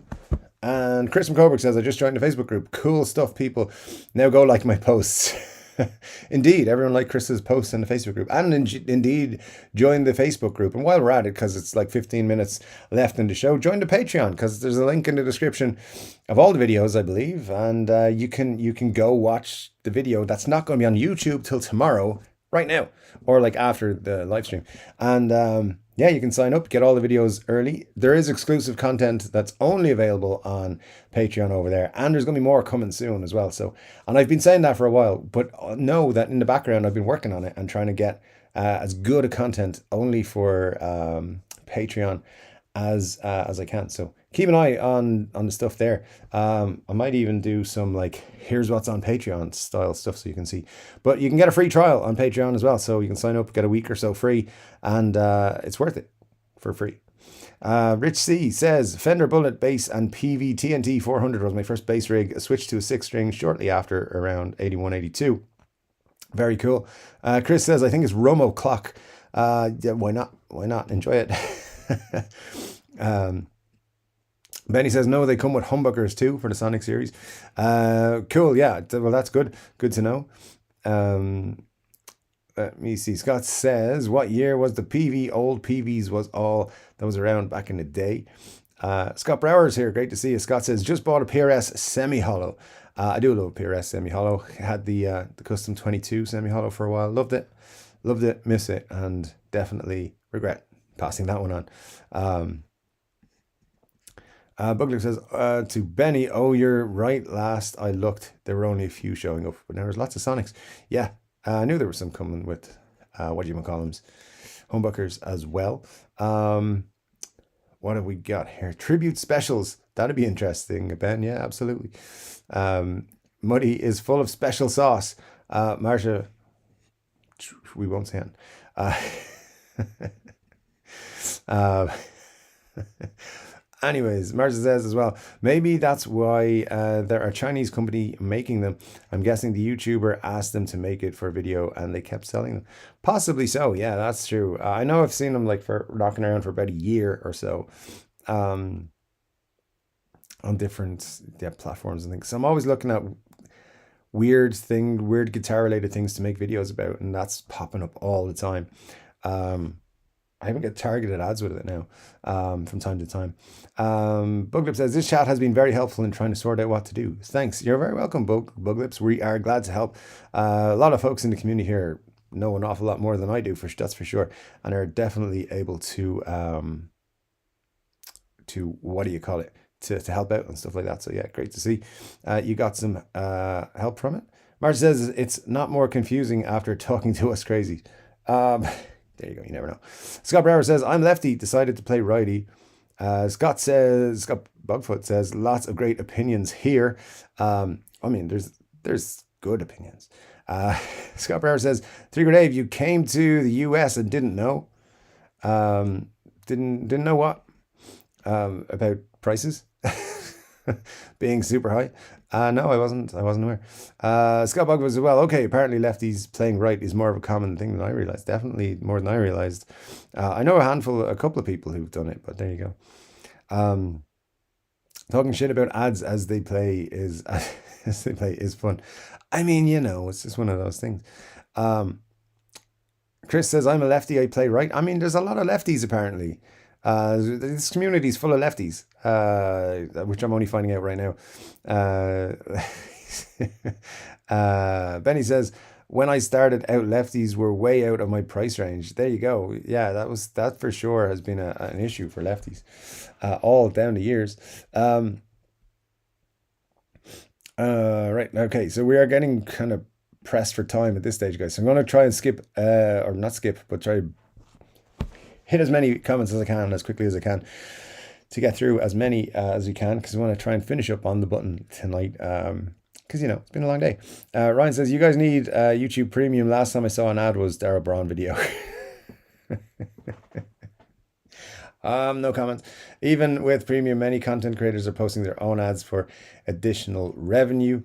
That has to be done too. Yeah, I mean, the one thing I'll say is about that is YouTube doesn't pay what it used to, and it's getting harder to make money specifically off YouTube. So selling t-shirts and mugs and all kinds of courses and stuff like that is the way that a lot of us are trying to make money, and that's just how it is.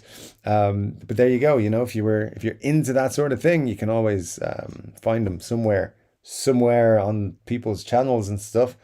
If you wanted to check out t-shirts and things, that's everyone has one, so that's what they look like there. There's anyway, we'll just leave that there for a minute. Sad thing about the wheelchair bass, cool look, but apparently the big QC issues, alas. So I don't know much about the bass's QC issues, Libertine, but I do know that, Epiphone QC issues have been pretty good for a while, so yeah, surprising to hear that, to be honest. I haven't heard, but again, I don't really delve too much into the bass world, so I don't really know what's going on in that regard. Righties are unaware of discrepancy. Even when aware of it, it's still not fully appreciated by right-handed players. That is true, I think. So, yeah, we definitely don't. Because it doesn't affect us. So that's definitely true. Al says, listening to Tom Anderson today on Peach Channel, they sell maybe 30 per year. Making a lefty is an issue, especially with the floor workers. They say it feels strange, even while standing. Very interesting. Yeah, I guess that's one reason for it, for sure. Let me see. We'll try and get through a few other stuff. Scott says, Dave, what do you think of signature stuff that isn't guitars themselves? And Ryan says, like signature clothing. Well, if we're talking like signature amps, signature, I've seen people with signature picks, obviously signature pickups. You got signature, all kinds of things, cases in some cases. Yeah, look, it would never influence me really to buy anything like that. Things like signature pickups, I think, are a bit of a con, because wouldn't you just use whatever the pickup is that the artist is using themselves, not the signature one that's made to replicate? So if someone's using 30 Fingers pickups, get your hands on some 30 Fingers pickups. They're probably more expensive than their signature Seymour Duncans or whatever, but they're probably more likely to sound like that person. But But yeah, I don't know. Of course, getting your hands on PAFs is difficult as well, and they don't always have the same sound. So I don't know. When it comes to it, I don't really. It doesn't really bother me one way or the other. I'm never influenced to buy something because it's a signature piece of gear, whether it's a pickup or a pick or whatever. It doesn't really influence me. It's whether it's good or not. So yeah. Anyways, I don't know. Let me know what kind of specifically you're talking about. KFC should have done a Buckethead combo. They should. Have you seen Buckethead is selling his Jackson signature? I don't know how much he wants for it, but like a lot of money, I'd imagine. But yeah, on his own website, he's selling it, which is generating a lot of interest.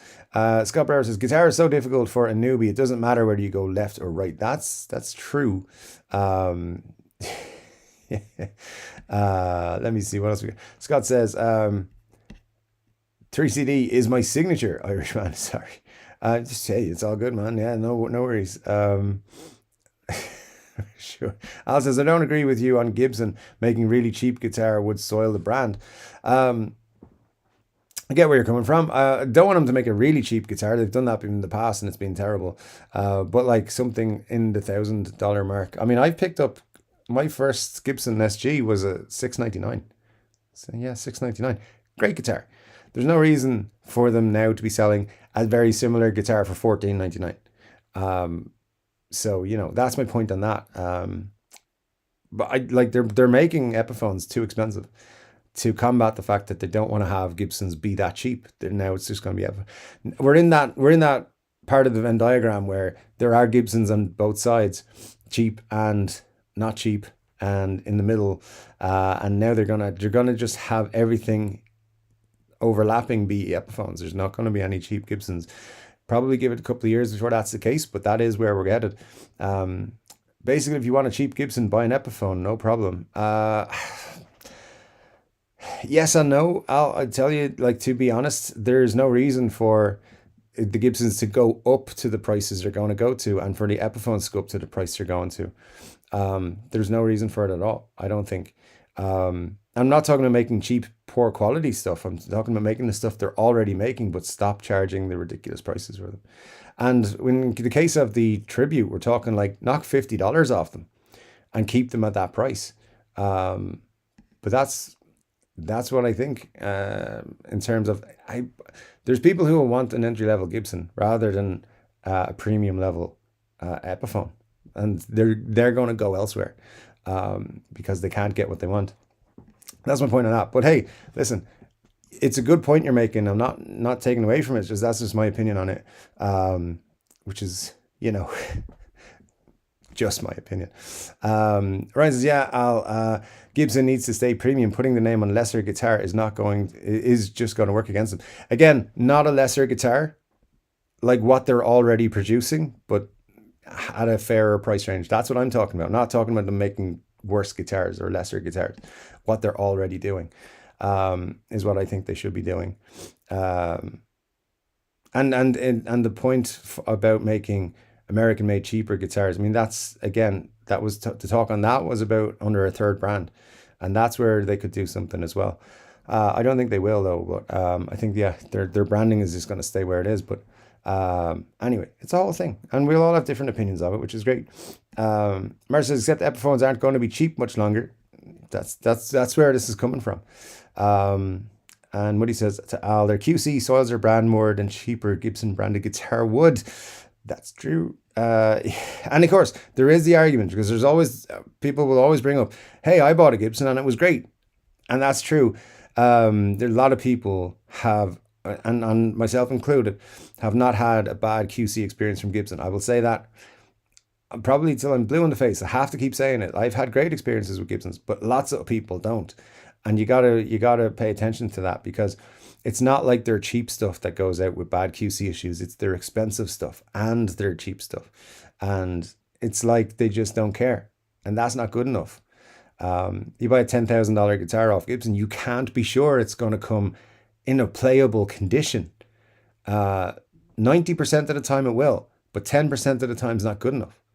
If it's $10,000, imagine spending $10,000 on a dream guitar and it being unplayable or damaged or just badly built when you open the box, and they actually have a QC tick beside it. That's infuriating, and that needs to stop. And that's why people give Gibson shit for QC issues, whether they make 90% of their guitars great or not. It's that 10% is damaging them more than any cheap guitar or anything else will ever do. So that's just, again, just my opinion, but I've seen $10,000 guitars ridiculously bad. And that's all I'm saying for now. Anyways, Mark says they're already too much money at the high end. The problem there is people are willing to pay it.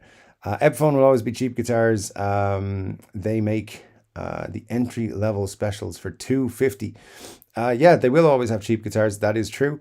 From Epiphones, I think they have even cheaper. I think they have them down to like $140 now or something like that. And they will always have those cheap ones. But, you know, the fact is, like, not everybody who wants to play a nice guitar can afford to pay Gibson prices. And Epiphone's going to Gibson prices. I think that's a problem.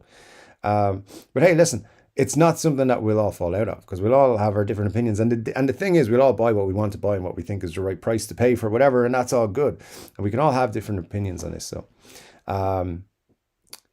yeah, I just think it's getting out of hand. I think pricing is getting out of hand, and there's only one way it's going to go, which is people finding other companies that they will buy from. I know some people, I think myself and Muddy H2O perhaps are in the I'm going to look away from Gibson camp. I still might buy an Epiphone the odd time though. Ryan says, then you don't buy a high-end Epiphone. Not everything is supposed to be affordable, attainable maybe. That's an interesting way to look at it for sure. Al says, you may have had a problem, but everyone I talk to and the Gibsons I play at the local store are great. You're going to get duds every so often, but Gibson today is much better than those 4 years ago. Yeah, there's no argument that they are better than they were 4 years ago. I think that's for sure. They still have a long way to go, but they are definitely better. They're paying more attention to it. I think there's too much pressure on the people on the assembly line. I think that's the problem. Al says, my local even lets me play $6,000 Gibsons. Of course, they watch. Yeah, there you go. Well, anyway, guys, that is just how it goes. Let me see, where are we now? Okay, we're hitting 12 o'clock, and there's some ads are going to run, and we'll wrap up then. We'll give another 5 or 6 minutes, and then we'll wrap up the show for tonight then after that. So it's going to come back in a second, and I've lost my place on the comments. So there we go. Scott has a link there, by the way, for the Facebook group. Make sure you're joined up to the Facebook group so we can continue this conversation and others over there as well. Let me see. Ryan says, never had a flaw in any Gibson I've had, new or used, probably close to 20 of them. Never had an issue in any store. Worst problem is plain tops advertised as AA. Yeah, that happens all the time. What does Martian know about money that we don't know? Yeah, it's a good question. Martian says, I think Dave should go review Donners. If everyone else can make money from them, why not Dave? Or maybe he can at least let them donate some stuff for a giveaway. The problem is, for donating stuff, they want a good review. At least every time I've spoken to them. So yeah, I won't do that. So if and everything I've ever reviewed on the channel, I've bought myself and have no one has any influence on. Thanks for everything, Dave. It's very appreciated. The show was a high point of my week. Well, thank you, Scott. I appreciate that. That's super cool. Mark says, yeah, I know we stopped talking about Donner over an hour ago. Well, there you go. Nella says, I'm still waiting for a Chinese-made Theodore. I think I have to wait. I have to wait long. You know what? I could probably find you one. To be honest with you. No, you can message Chinese company. They'll make you one. Yeah, for sure. I got some cards. For you. Nella says, I'm still waiting for Chinese. Oh, that's that one. Sorry. Scott Brower says, Dave, you can't really leave to live on an island. You're already on one. True. I want my own personal island. That's what I want there. Just a little small one, just where only I can fit on it. Donner infamously refuses only Dave, and we call it the Donner Pass. Oh wow. I mean, that is some highbrow stuff right there, Richard. I mean, you've raised our intellectual level of the show on that one. So good job. I appreciate it.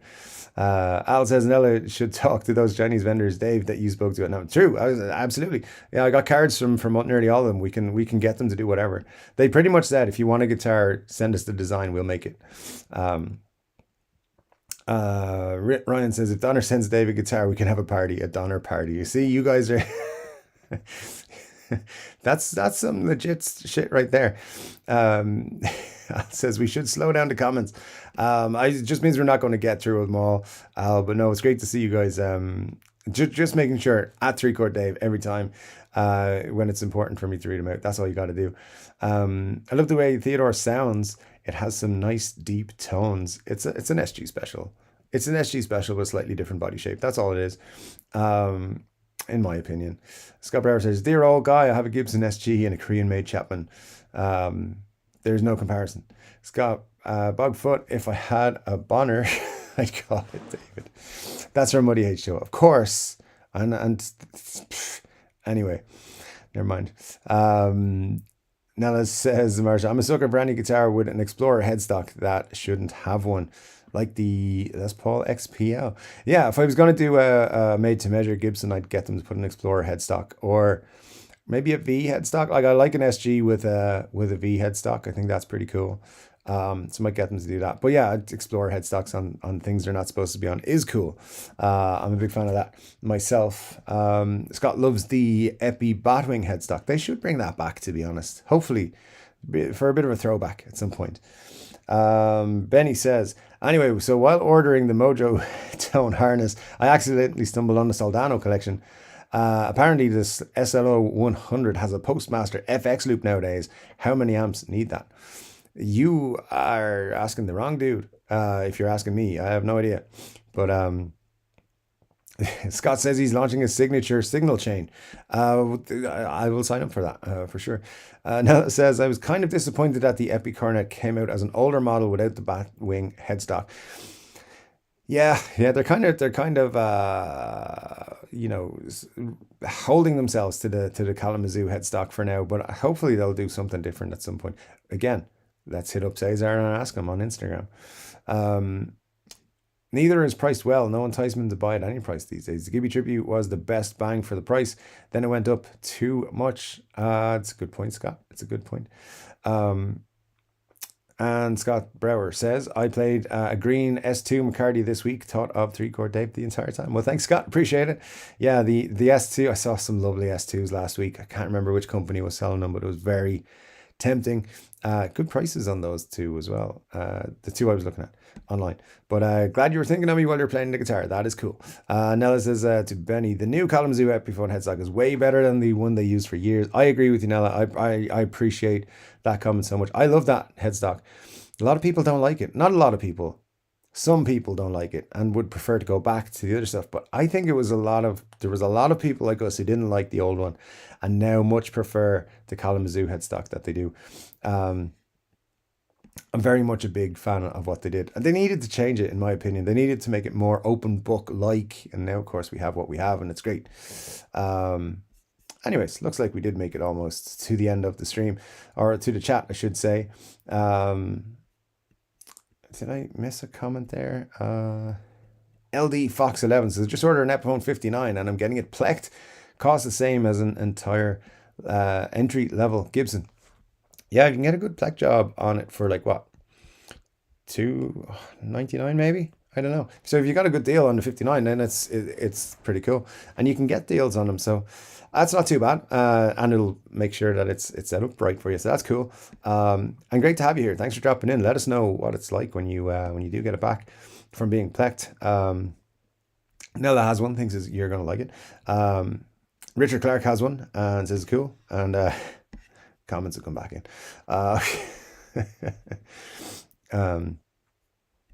Let me see. What else have we got? To be honest, I'm rather fond of the clipped ear headstock. Bought a 2019 G400 SG with the new inspired by Gibson's for that. And Rosewood fretboard. Gibbons was my phone's suggestion. There you go. Not too bad. Yeah, like I said, some people like the old clipped headstock. I never liked it. But it's all good because we got both now, because you can buy the secondhand clipped version or you can buy new ones with the Kalamazoo. Let me see, what else have we got? Aged Dark Burst, very cool, for LD Fox on his 50 on the 59 there.